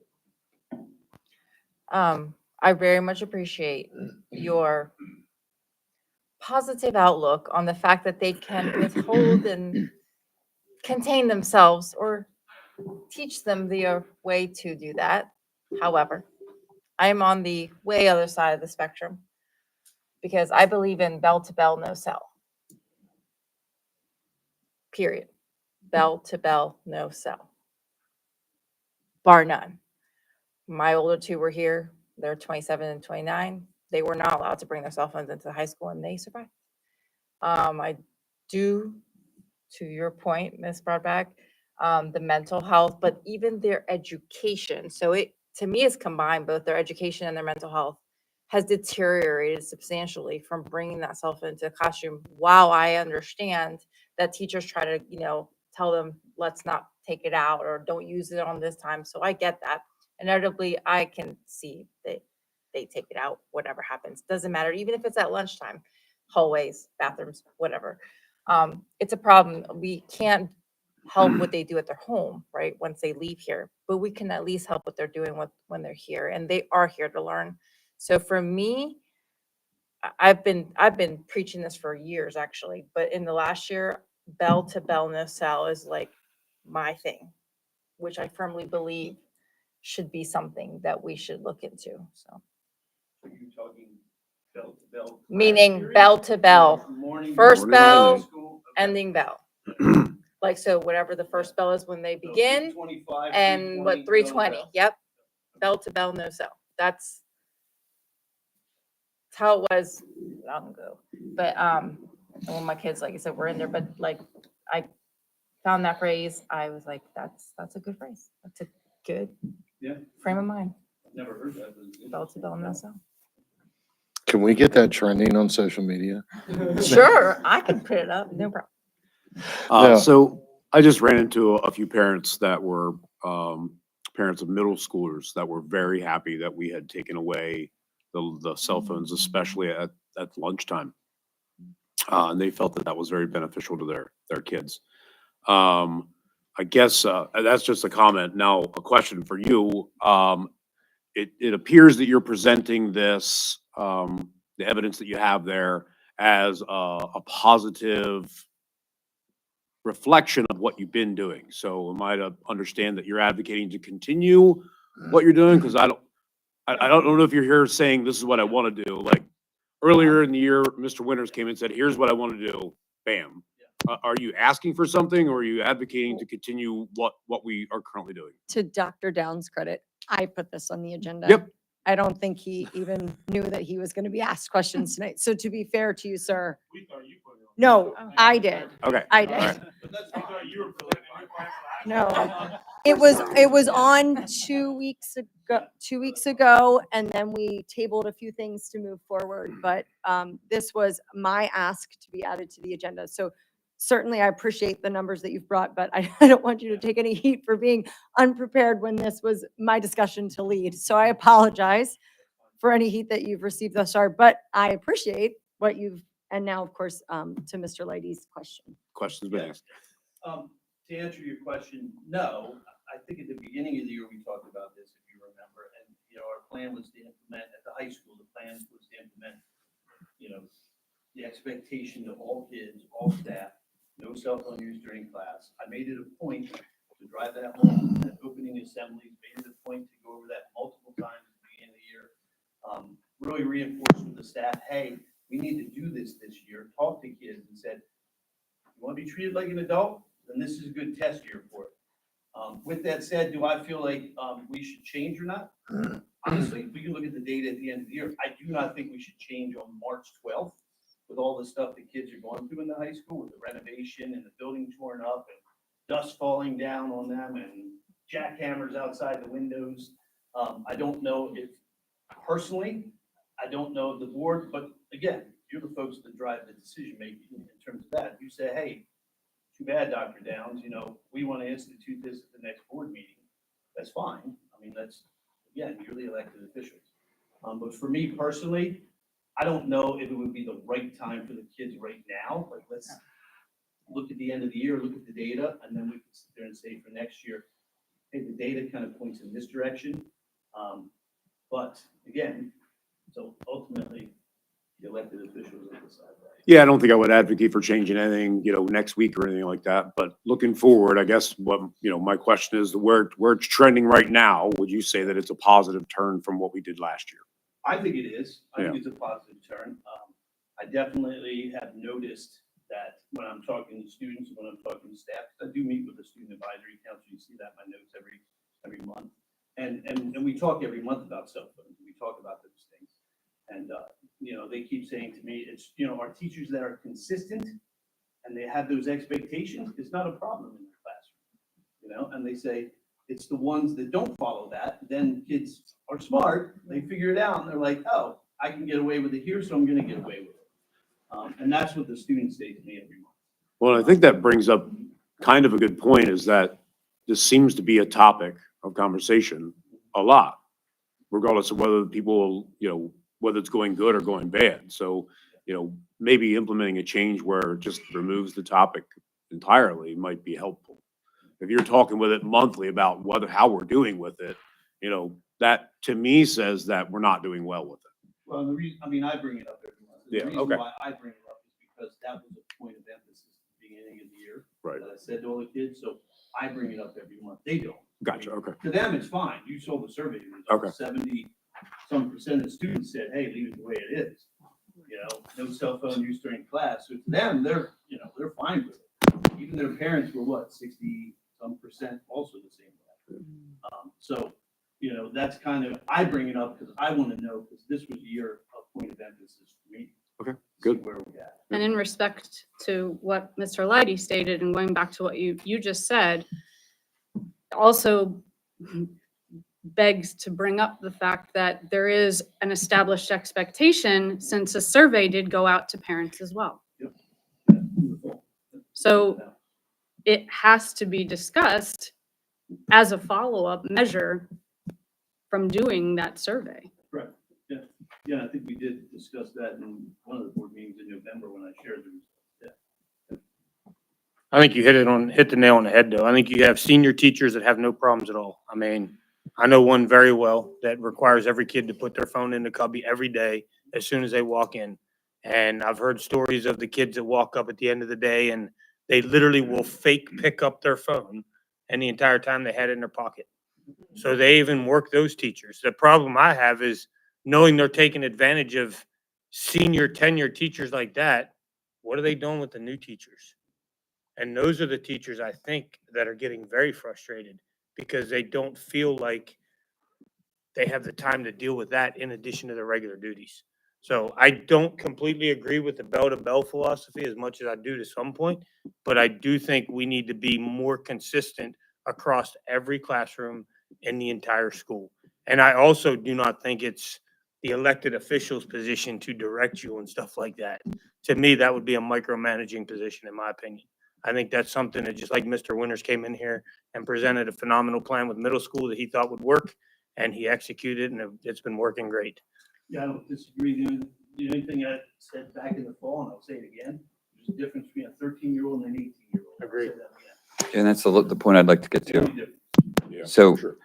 if I may, so I come to this from two perspectives. One is, and you alluded to it earlier, we're teaching them to act in the real world. When we get to high school, they're one step away from the real world.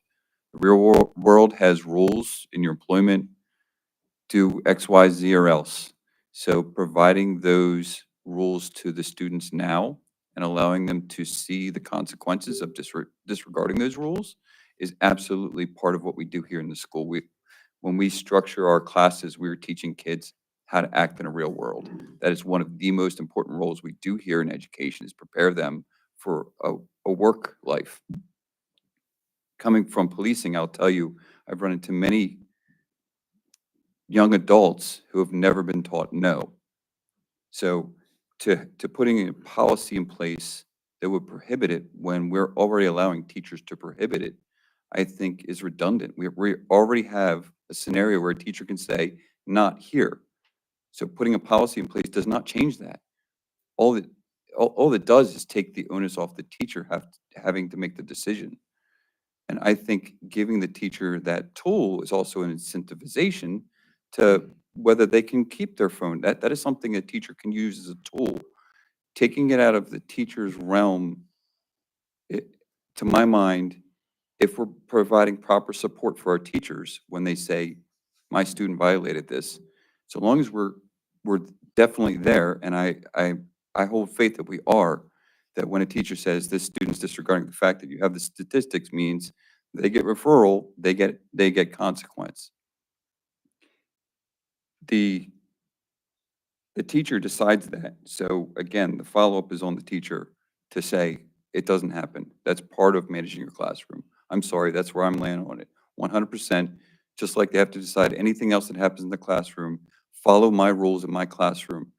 Teachers do that to varying degree of effectiveness, but that comes down to proper teaching, not proper policy.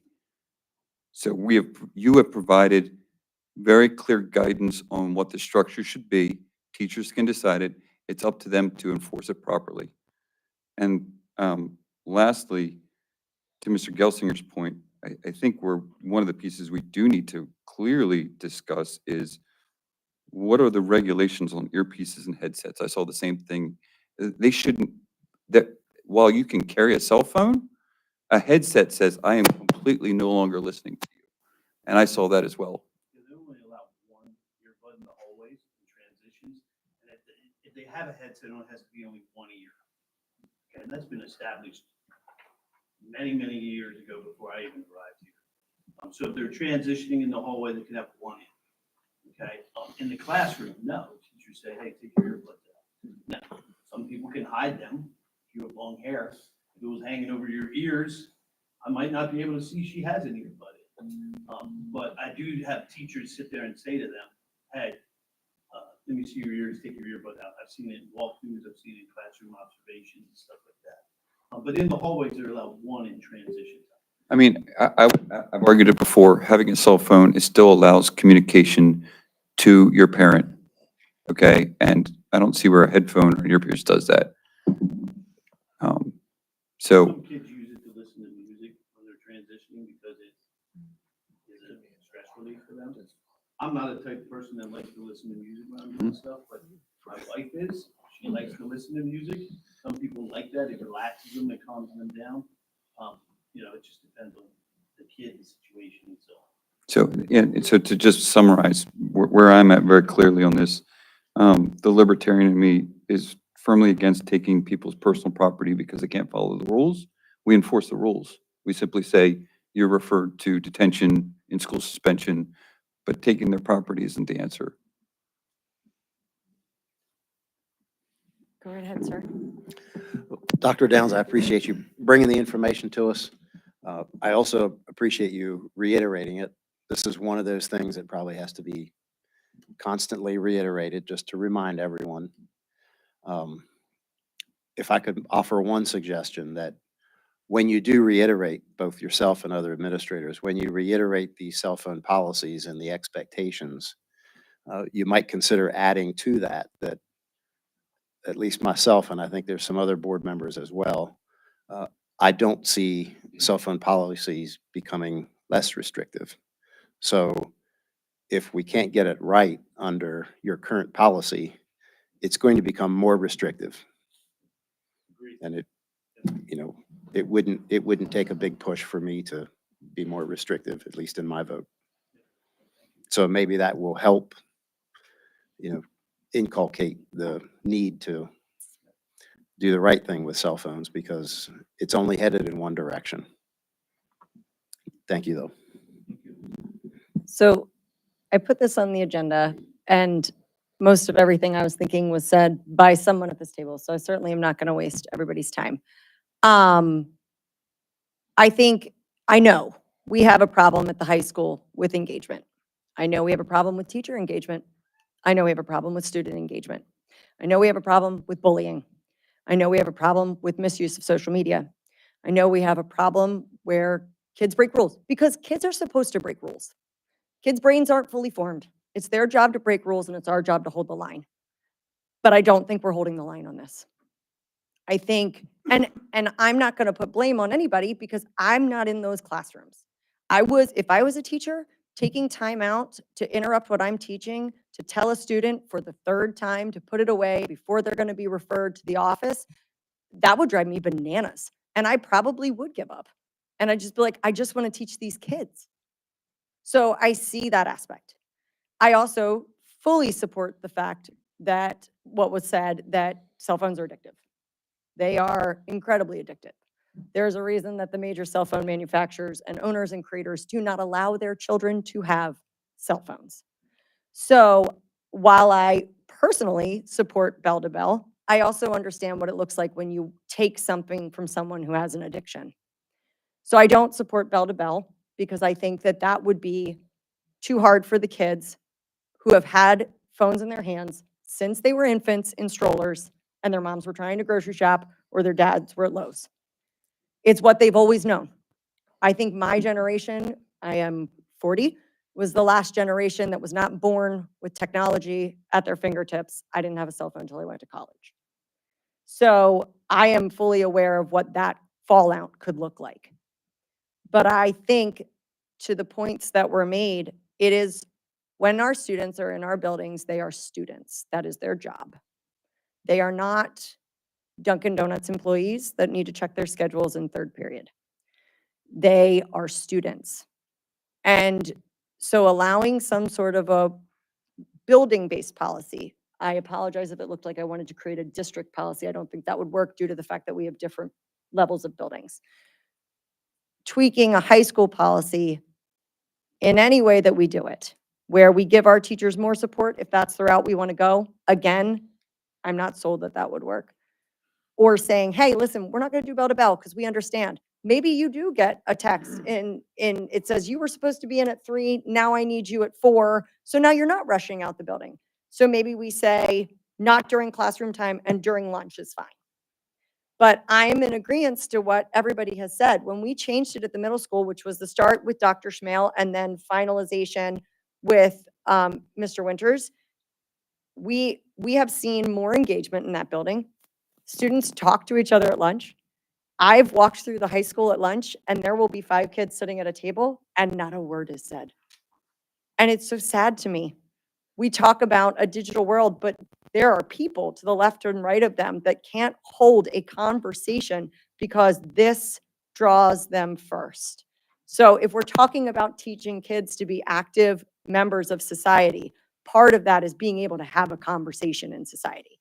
Not only to follow rules, because rules are important, but also to be able to walk into a grocery store and say, excuse me, where can I find this? As opposed to being like, if I don't have a map on my phone, I'm not going. So I think there are so many aspects to what we can do, but that has to start at the top. And if the board doesn't want it to be board directive and wants it to be from the building down, I wanted the building principals, well, and rest of the administrative team to see where we all stood on it. Because the last thing I want is for the administration to think if I make a change, the board is not going to support it. As you can see, we're kind of all over the place on this. But I also think in prior conversations that we've had tonight, you've heard us say, sometimes you have to change one variable and see how it flushes out. And if we do that, if you and your team come up with something and say, next year, this is the new procedure, then we can say, look, they listened, they saw the results, they changed one variable, we're going to write it out. And then we as a board can say, we support this because this is what we said to them. But I do believe it is a problem. And I think our middle schoolers that are coming up, they don't have, this is the first year completely no phones, right? So this will be the first year that those students had no access to their phones from bell to bell in the middle school. So now is the time, because it's unlike the other years where maybe they had it at lunch, or maybe they had it in transitions, or maybe they had it, wherever. We can say, no, no, no, you never did. And we can put what you can put whatever you want into place. But I put it on tonight because I want to see everything go up. I want to see employee morale go up. I want to see engagement of students go up. I want to see test scores go up. I want to see involvement in after school activities go up. I want to see this district be what it can be. And I think some of that comes to limiting this.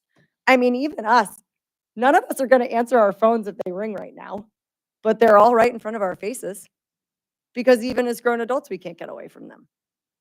So it's, sorry, Kirby, I don't know if you have yours out. I apologize. Okay. Is it at home because it's tied to the wall? I want a home phone so badly. I do have one of those, That's impressive. but But no, no. I think I forgot. My green light has been on the entire time, if I could weigh in on this Absolutely, briefly. sir. I'm glad this was brought up. I've been trying to figure out how to bring it up, and I've been bugging her regularly if we could bring up something like this at the next Mental Health and Wellness Committee meeting. So I thank you for what Tasha Broadbeck said about the mental health decline. I do regularly follow a half dozen clinical psychologists where they talk about their personal opinions as a mental health professional and also studies that have been done. And it's often pointed out that social media is free because the people using it are the product being sold.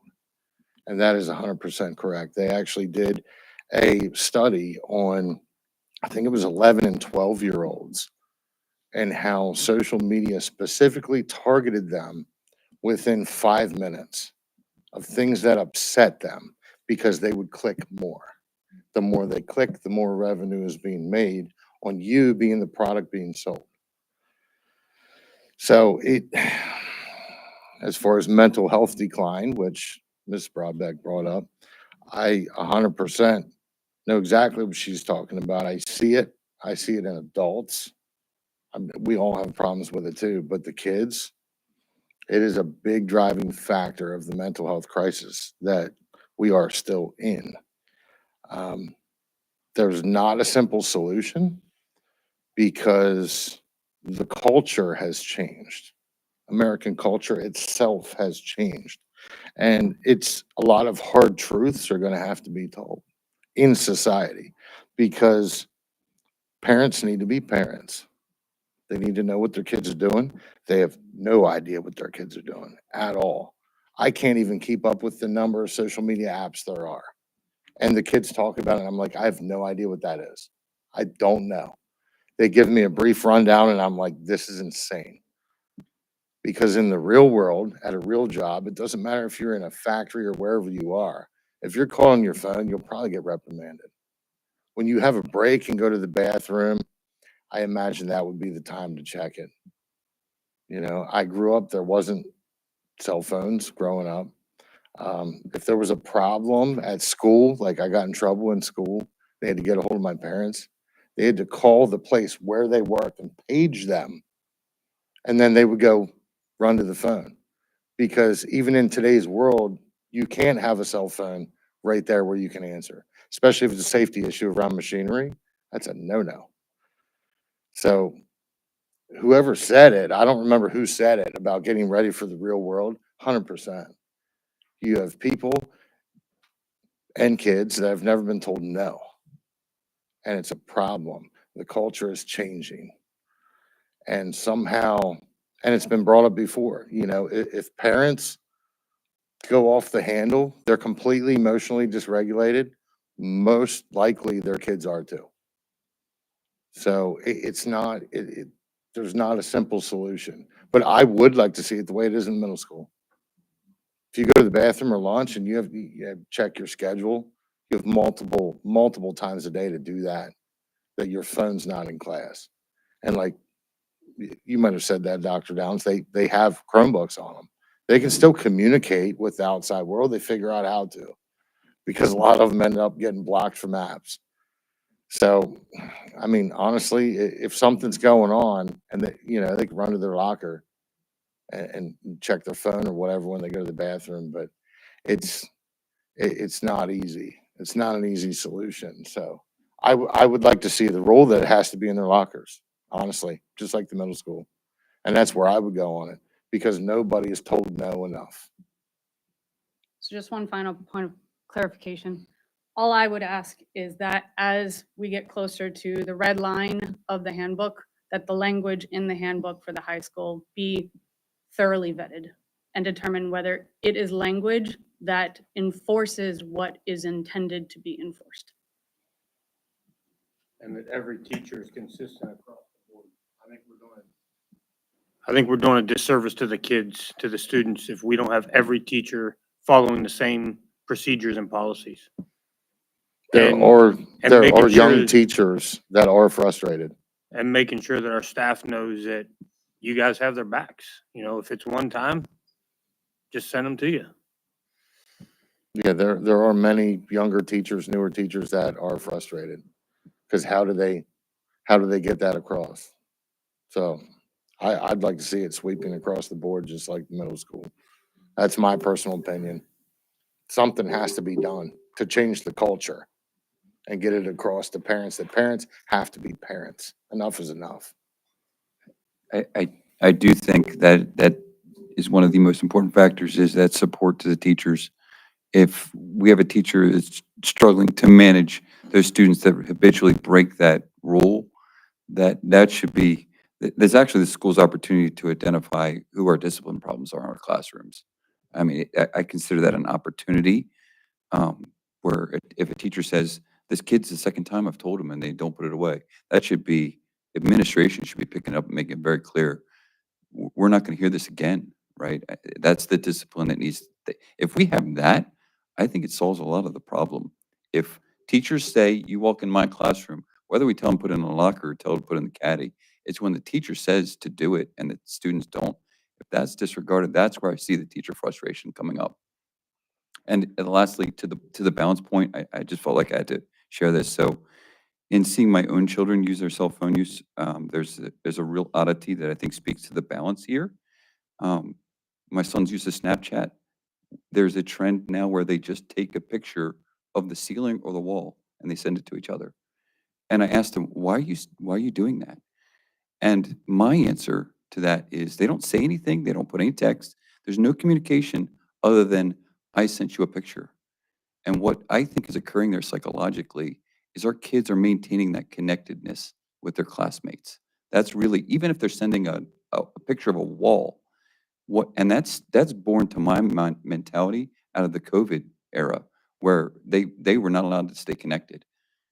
I think that's the piece that we have to be very careful when we manage this, to Ms. Weaver's point, like that addiction that you call it, whether it's addiction or reliance, but it's a definite need to maintain a line of communication that we have to very carefully consider when we do this.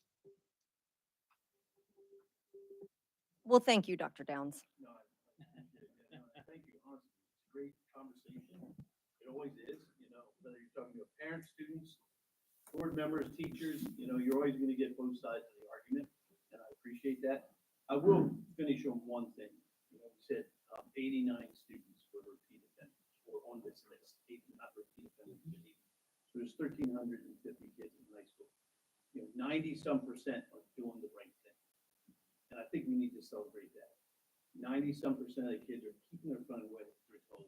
They're following the rules. They aren't getting a verbal warning, a phone call home. They aren't getting the teacher saying, okay, now this is the third time I've told you this semester, so now you're going down to the office. They aren't getting that. So I think there has to be some credit to the kids, and they are doing the right thing. Thank you. And you just came for asynchronous days. Thank you. Okay. Does anyone, yes, sir, go right ahead. I would like to call Mr. Winters up for the firing squad next. I apologize. Our last regular meeting went extremely long and, we didn't get full report because you guys all left, which is good. But I did have some questions about your report. And I think I've asked about this before, but when we get into, some of your disciplinary lists, we clearly have an issue with the seventh grade. Just for everyone's enlightenment, we get a list of probably 20 to 25 different disciplinary actions that we take. And the last report showed that we had 3 disciplines in 8th grade, 31 disciplines in 6th grade, and 71 disciplines in the 7th grade. That's more than double the 8th and 6th together. And then excessive absences, you only had 2 in the 6th grade, 0 in 8th grade, and 21 in the 7th grade. So I guess what my question to you is this, I don't think this is an anomaly. I believe that we've been looking at this for a little while. And where do you think this comes from? And is there something we can do to address specifically the 7th grade, or am I just completely off here? No, I'm. I don't think that's working here. You need yours. Here, you can get mine. Yes, one, 7th grade is the largest grade in the district. There's 20 plus more students in grade 7 than either 8th or 6th grade. So that's, you have a larger class size, you are going to have more discipline coming out from that.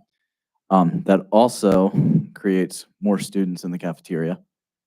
So there's more kids jammed in there at one time.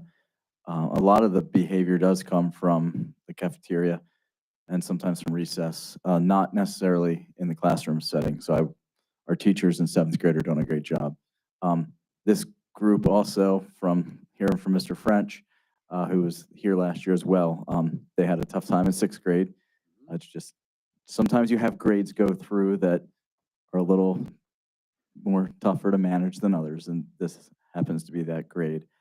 I don't think we are doing anything differently with them from a standpoint of not addressing anything. I think the higher number you see is that we're addressing more of the issues, and that's why there's more consequences or more actions taken. Again, I would think, one, it's the larger class size. 2, there's just some tougher individuals in that grade that sometimes rack up more of those infractions, where maybe you have 1 or 2 kids in one grade that are getting most of the infractions. Here you might have 5 or 6. So again, they're being addressed, and we're dealing with it as best we can. And I will say, in some months, the 7th grade discipline has gone down. It's gotten better. I will say they're doing a better job than they were in the beginning of the year, and we are seeing that. And I agree that they were struggling when they were in 6th grade last year as well. And I actually expect that it probably is a very slim number of individuals. And I'm glad to hear that you're saying you're going through a process, but I guess what I would say is that I think it's affecting the larger picture of the entire grade. And I encourage you to deal with it as much as possible to try and handle it, because I'm hearing from parents that it's affecting them, it's affecting their children. Be like, I saw this today, I saw someone get punched, or I saw, and this just shouldn't be the place for that as well, but I hope that it's time to address it aggressively, in my opinion. I guess that's where I'm going. I agree, and we started about a month and a half ago, 2 months ago, well, with 6th grade even, we addressed this earlier in the year for 7th and 8th grade, because 6th grade kind of like, all right, you've been here now, you've been here for half a year, you're not leaving elementary, you're almost a 7th grader now. So we've had fights, we've been dealing with it like we would at the high school. When I was at the high school, we call the police, and they get charged with disorderly conduct.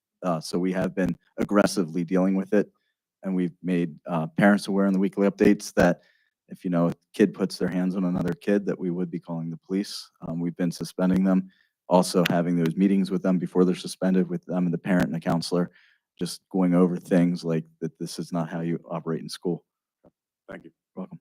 Mr. Winter, since you're up there and you brought it up, the only thing I'd like to say is I'm also hearing from many parents that they're getting frustrated because their children are being penalized at lunch because of the actions of a few. So I would just caution you when we're penalizing an entire grade when it's known that it's only a handful. I will say at lunch, and I know specifically for 6th and 7th grade, it's not just a few. There are students that like to get up and roam around. They might not be doing something that's causing them to get like written up for fighting, you know, and those types of things. Those kids are removed from the cafeteria. But there are kids, and we dealt with this at the high school, and I'm trying to prepare them for lunch at the high school because you're not allowed to get up and walk around when you're at the high school. You're expected to take your tray and throw it away and not leave it. The recent couple weeks, 6th and 7th grade, have been getting up and leaving without taking their trays. They've been leaving a mess on the floors. They haven't been wiping up the table after themselves if they have some carrots or spilled milk or something like that. They've just not been doing the things. And when I say more than a few, I'm saying each team has about 160 or 170 kids. We're probably talking about 40 or 50 kids that we're trying to get the message to because I want to be proud of what I'm sending to the high school when they get there.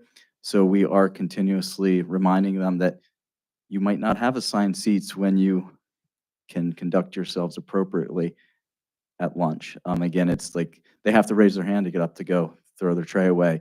They're not supposed to hop from table to table. They're not supposed to, you know, go to the other side of the cafeteria. And there's a lot of kids that feel like right now, I don't know if it's the weather, but they just don't want to necessarily do the things they have been doing earlier in the year in the cafeteria. So we are trying to address that. And we've made it perfectly clear, like once they can show us what they did earlier in the year, they'll be able to have the open seating again. But we're trying to correct that. And again, you guys talked about saying no. We're telling them, no, this isn't how you act in the cafeteria. If you make a mess at your own home, I would expect your parents would ask you to clean it up. I know I do that for my own children, and I want our children here to do that. I just think we should need to focus on the kids that are causing the problems and not the entire class at one time. Unfortunately, I don't have the space to remove 50 kids from the cafeteria and feed them somewhere else. That's To this discussion, I appreciate Mr. Lady focusing on this. This is a concern. As the staunch disciplinarian, you know, we definitely need to teach the kids what no means. But in that regard, there's always a handful that leads the rest to do bad. It's a culture thing. And so I have no doubt we're focusing in on them, but I would like to reiterate what Mr. Lady said. We absolutely need to address the lead problems very strictly. So that's both an example of rule enforcement as well as it destroys that culture of we can do what we want. I think, so again, I'm just going to add my voice to Mr. Lady said. I do encourage. I appreciate that. Yeah. I appreciate some of that clarification too, especially about the lunch thing and how that's going for you. Sure. So I'm going to speak a little opposite now. These are middle school kids, and I understand you're trying to keep them. And I believe in exposing our warts, but I think we need to talk about some of the good things that are happening there too. And I'd just like to point out, I think we paint a picture tonight that our schools are a little bit out of control, and they're not. So I would appreciate if you could just highlight a few of the good things that are happening, because our teachers do work really hard, and they work to, you know, help the kids find good from bad and right from wrong. And I would appreciate a positive note as we end your time here about some of the great things that are happening in your building, so that we can reassure our community our schools are safe. Yeah, I mean, this is a phenomenal district. Being here 5 years now and living here for 15, I wanted to work where my kids were going because I believe in Southwestern. I do believe it has a tradition of excellence, and I still do believe that it's an excellent school district. My own children this coming Friday are going to Harrisburg to play the violin and sing in the Capitol Rotunda.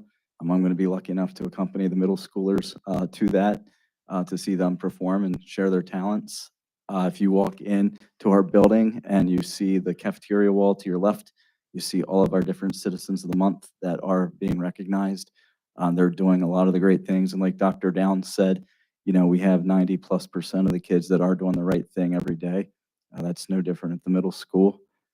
So Our kids are doing a great job. Most of our kids are qualifying for their Strive activities and the end of the year trip to Hershey Park, the Lincoln Pool, and to Hickory Falls.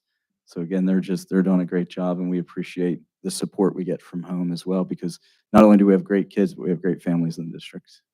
I want to add to that. I agree. I appreciate the reminder, Dr. Burkhardt, because as fixers, we very much want to address our problems often. And I do think it's appropriate to make sure we're very clear that Southwest is an excellent school district. I can't imagine my kids going to any other district. And I So- agree. I agree with you. I'm not trying to cover the war. We have issues. Everybody does. But I know a lot of people watch our meetings, and I know our teachers and our kids. And we, I've said it before and I'll say it again. Even I was a kid, I didn't make all the right decisions. I know it's hard to believe, but it's true. And we have great kids here. We have really great kids. And to your point, Mr. Winters, we have awesome families. And yeah, we have disagreements. Everybody does. But overall, this is a fantastic place for our kids to go to school. And to Mr. Gelazella's point, we do need to talk about our issues. And I think open discussion speaks to our willingness to address them. But I also just want to make sure we talk about the really good things that happen too. Yeah, and I'll be honest, the principal of a building, when I leave at the end of the day, and if one of the worst things I had to deal with is some Nope, sixth, seventh, or eighth graders not wiping up their table or cleaning up Right. their tray, I think it's a pretty good day. And, but again, we want to be an excellent district, and we want to teach them, if they go to a restaurant, and leave a mess, like clean up after yourself, or when you go to the grocery store, you put the cart back, we're just trying to teach those good life skills. Well, I want to commend you for the 1,000th time, because honestly, compared to where the middle school kids are just a rare breed. I've always said that. I work with them. They're just that developmental, prepubescent age that can be time consuming, to say the least. However, the way you have gotten them to engage, I mean, even though we did the tour for this more for the special education classes, but I still got to see other students there. But the social media and everything, just the way you've gotten middle schoolers to engage with admin, you, and everything is nothing short of amazing, because that population, that age group, is difficult as a whole. And I think a lot of people forget that behaviors are normal. While we would like them to be little angels on pedestals in classrooms, that's not going to happen. So the behaviors are fairly normal, not necessarily what we want, but they are normal, and you've done an excellent job at the middle school. So I have got to commend you again. So. Thank you, and I just want to say, I know Dr. Smale was here for a long time, and he left this place in really good shape, and as well as Mrs. Cortina, and the teachers here are phenomenal, so I'm just kind of not trying to mess it up. Thank you, Mr. Winters. Thanks, Wes. Does anyone else have anything under planning and discussion this evening? Yes, sir. I have one more, and I did intend on ending on a high note. I attended I'm sure many of you did, the middle school play. It was fantastic. And I also have to give a wonderful shout out to Mr. and Mrs. Evelyn, but especially this week, Lainey Evelyn. We had a lot of our elementary school concerts, and the way she incorporates different instruments, and there was a parachute incorporated, and just the concerts at West Manheim were phenomenal. And I didn't attend any other ones, but I'm sure they were all amazing as well. But I was really amazed at how the fourth grade was just really able to harmonize well, even at that young level, and that the quality that she gets out of fourth graders is absolutely amazing. She's exceptional. Exceptional. That's right. Okay. This moves on to our second set of visitors. And so we did have we have 4 visitors that wanted to speak at the end of the meeting. So as a reminder, when you approach the microphone, please state your name clearly for the minutes of the meeting, as well as your township, or if you so choose, your address, but at the least your township. And then you are limited to 5 minutes. Dr. Burkhardt will give you a 1-minute warning. It's not an attempt to interrupt you. It's just to let you know. So first, Miss Denise Bunty.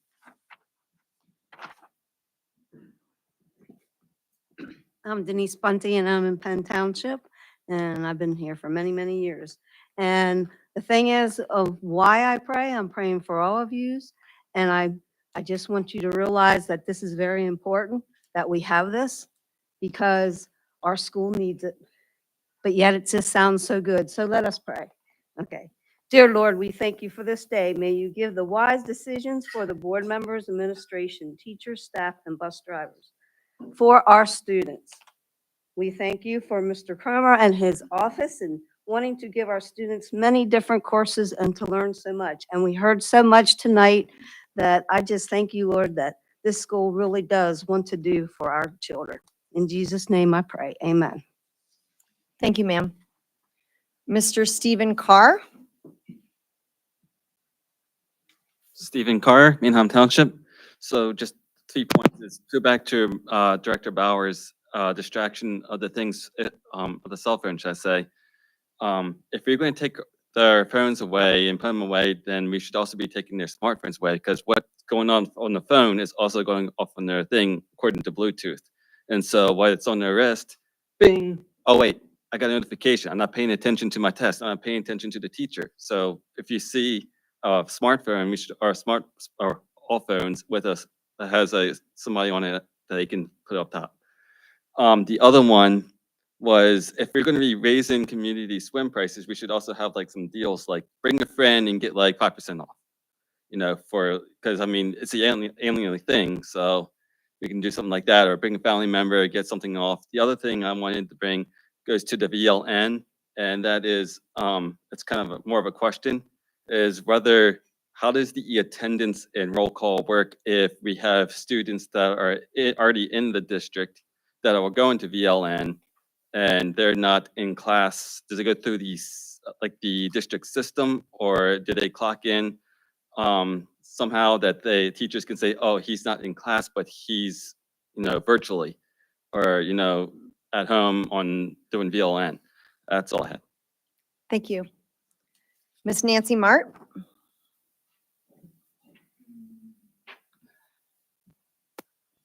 Always have to lower this. Hello, Nancy Moore at Penn Township.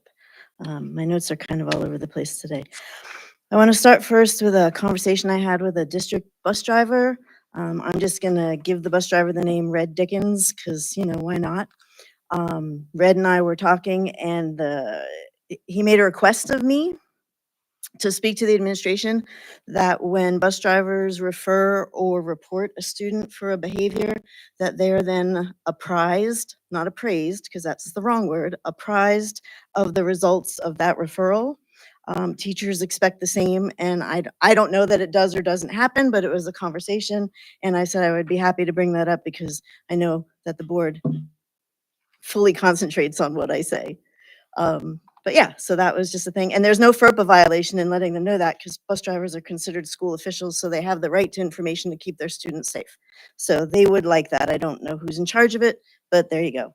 I'm gonna flip to this page now. So I have a lot of numbers to talk about today, but I'm gonna start with comments that some of the board members made during the February 26th meeting, when they took time in an already long board meeting to congratulate themselves on finally doing what they said they were elected to do and finally accomplishing the mandate that they were given by their voters.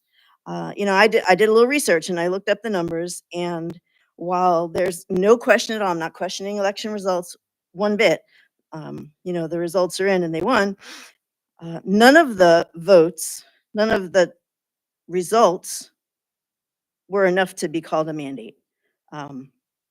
And even if they were, you know, and running as a slate is certainly a better way to win a mandate than to not win a mandate. But in the most recent election, 94.4% of eligible voters didn't participate.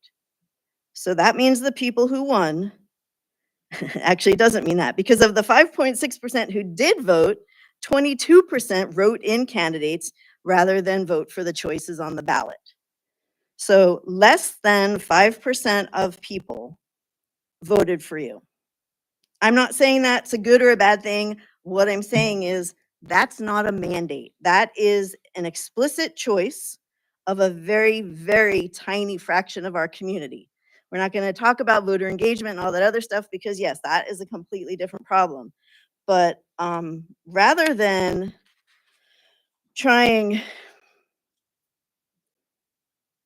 to create unity by focusing on the real issues, focusing the district, the verbal victory laps really just focus on your fear of what you don't understand and how you continue to try to lead the district down a path that isn't really about education. So I did just want to point that out. And then with the numbers, before I get into all the numbers, Dr. Downs' comment about 90% of the kids doing the right thing, Dr. Winter's comments about kids, I do want to add to that because at that same meeting, that was when, Monday night's discussion, Mr. Smith said, I don't know how any kids didn't jump through it yet. And Mr. Galizella said, I'm amazed that our students have had the restraint to not tap on it, referring to the Luan over the window. And I'm just, why are you both so surprised that students behaved appropriately? Because most of our students do that, right? We know that. I just wonder if it's more of the bad apple theory that Mr. Beard promotes. And I also wonder if that perhaps the students using that particular bathroom are not the troublemakers that you make them out to be. Because if they were, as we noted, it would have been really easy for them to do something damaging to that Luan. So again, I'm not naive to the tomfoolery, but I just wonder like where it's coming from. So I finally got the information about drug use, and I have it broken down. There were, in the 21-22 school year, there were 7 expulsions in the middle school. There were 8 in the high school. There was 1 in the middle school the next year. There were 22 in the high school. And 23-24, there was 1 in the middle school and 13 in the high school. And so if you really are serious about, cutting down on drug-related offenses, the place to put a window would be in the girls' room because that's where the majority of the offenses took place. And the place to put it in the high school would be in the boys' room that white boys are using the most because 34 of the 43 people who were expelled for drug-related offenses were white. Oh, I think I covered it all. Thank you. Thank you, ma'am. Miss Helga Anderson? Hello, Helga Anderson, West Mannheim. I'd like to apologize to Dr. Burkhart and Ms. Brennan because I was not able to gather my thoughts quickly enough to address this issue at the last meeting I attended, when possibly it may still have made a difference. In spite of this, I still feel the need to address the issue of hate speech. Although there may not be a legal definition, hate speech does exist and has, in my opinion, for many years. My parents came to the United States from Germany, became American citizens, and were fiercely proud of their new country. I was born in the United States. Although there was nothing that made me different from the other students, my parents had an accent. I was called a Nazi, and my parents had to explain to their 6-year-old child what a Nazi was and why I was being called that name. Whether you're called a Nazi, the N-word because of your skin color, retard because of your special need, or other words because of your religion or anything that makes you different, I personally consider that to be hate speech. Hate is the only reason to use any of those words. Children can be very cruel, and calling someone names for something they have no control over is hateful and targeted. You don't have to label it, but it does exist. Just ask any student who's been targeted. At best, hate speech causes hostility and disruption, as well as a nightmare for the targeted student. At worst, it can result in suicide or murder. The school board is responsible for providing a positive learning environment for all and for protecting the safety of every single student. To state there is no hate speech, just free speech, is taking an adult political ideology and bringing it into a school system for your own political mission, not for the benefit of the students. Free speech is not always appropriate speech in a school setting. Students need to be respectful of other students as well as their teachers for the school to be successful. They are not adults yet and still need guidance. Just as you've said, they still sometimes need to be told no. Personally, I don't believe name calling is appropriate at any level and am appalled that it has become acceptable in our society. It seems like the lack of respect is one of the reasons we're seeing so many more unacceptable behaviors in schools. You don't have to label it as hate speech, but anyone who has ever been targeted can tell you that it exists. Hopefully, the new policy will be strong enough, even without those words, to protect those students, staff members, or teachers who are targeted. Please don't bother to respond to my opinion with another lecture. You have made your viewpoint crystal clear, and now I have been able to voice mine. Thank you. Thank you, ma'am. Are there any other visitors in the audience that would like to speak? Okay, seeing none. Board members, is there anything anyone would like to add before I make a motion for adjournment?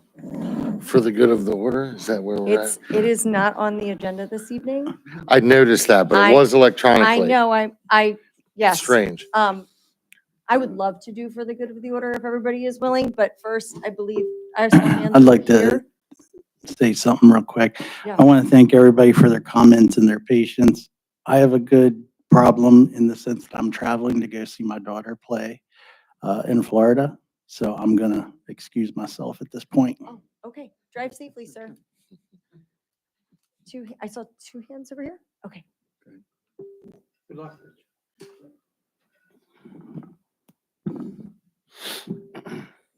Ms. Anderson, thank you for your comments. Thank you for being here and taking the time to do that. Ms. Mart, based on your comments, I will have to go home and relook the election results from November of 2023. I may be wrong, but if memory serves me correctly, there were approximately 5,000 votes cast in total. I don't think that's 6% of eligible voters. I'm not sure that we have 80,000 eligible voters in our district. We're not Allegheny County. And concerning bad apples, I live in reality, not in fantasy land. And anyone who's been around more than a day knows you put a large group of people together, there's probably a couple bad apples in there.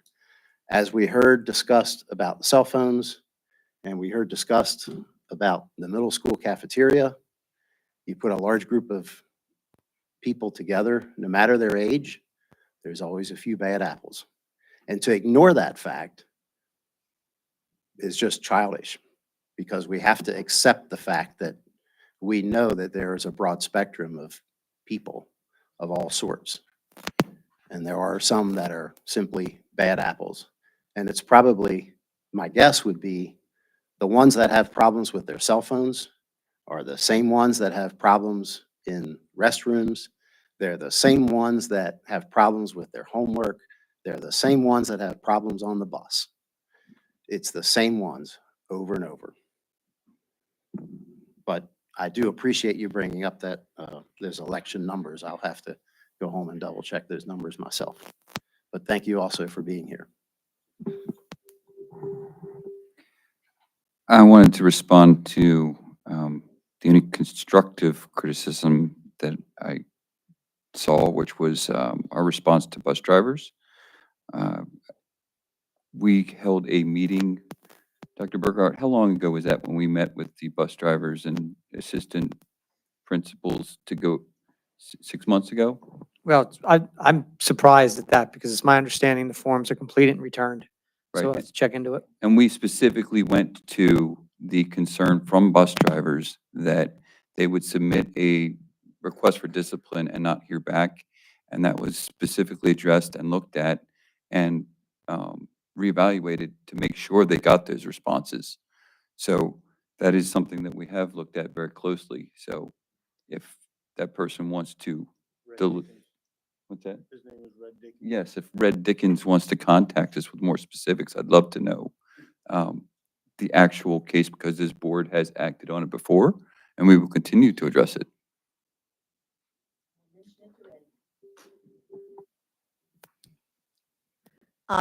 Mr. Carr, I think I understood your question, and if I didn't, I will work with Dr. Seibel to get the correct answer. But when it comes to VLN, if a child is learning virtually, they will have to check in with a virtual homeroom teacher.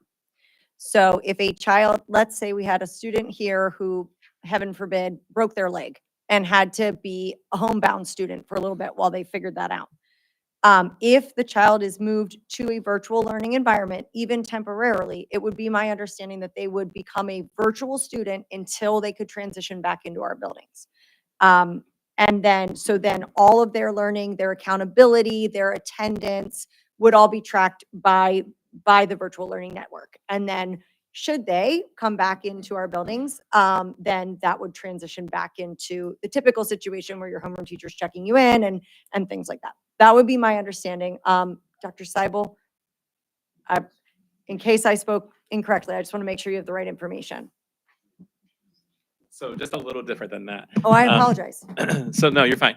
So the attendance with our virtual program will actually be monitored by one of those positions we talked about. Okay. We'll have to monitor the attendance there, and when they monitor the attendance there, it looks a little different as far as they don't always check in with the homeroom teacher. It would be looking at their work completion, keeping up with their work, and then also the days and the number of minutes they finish in a week. So that'll have to be set by us when we look at how we want to run the program. Was it the elementary schools? Someone had a virtual. Elementary can have homerooms and check in. Okay, correct. okay, I Yeah, apologize. But not all students. Not the big kids. Got it. Got it. I had one point of clarification, I suppose, for Mr. Carr as well. So I believe what you were indicating, if I understood you correctly, was ensuring that in the red lines of the documentation related to headphones, earbuds, you're also talking about smart watches. So any device on their person, not just a smartphone or phone in general. Thank you. I did want to say, thank you, Ms. Anderson, for bringing up the hate speech comment or discussion. But I do feel like many people think that hate speech is mutually exclusive to free speech. You can still believe in free speech and believe that there's hate speech. I don't think they need to be mutually exclusive. I believe in free speech, and I also think there's hate speech. So just want to put that out there again, based on how I voted for that, whenever that was, that came up. But to your point, that is where I land, and I feel like you can believe in this and still think that there's this. They don't have to be mutually exclusive. Okay. So to Mr. Smith's point, there online, there was for the good of the order. I'm not sure what happened, but it's not on the paper in front of me. Would everybody be okay if he goes forward with his for the good of the order this evening? Okay. I just wanted to point out all the fun and positive things that we see all the time from our teachers, administrators, from the kids, ones who perform and ones who don't. Just we're constantly hearing about positive stuff all the time. And if you're in the district buildings enough, you see a lot of cool and positive stuff all the time. So I just wanted to point that out. We have an awesome team. Okay. With that, I'd like to entertain a motion to adjourn the meeting this evening. Okay. Meeting adjourned at 9 o'clock on the dot. Excuse me, if anybody's going over toward like Galloper, that area, there's something big going on with EMS. Okay.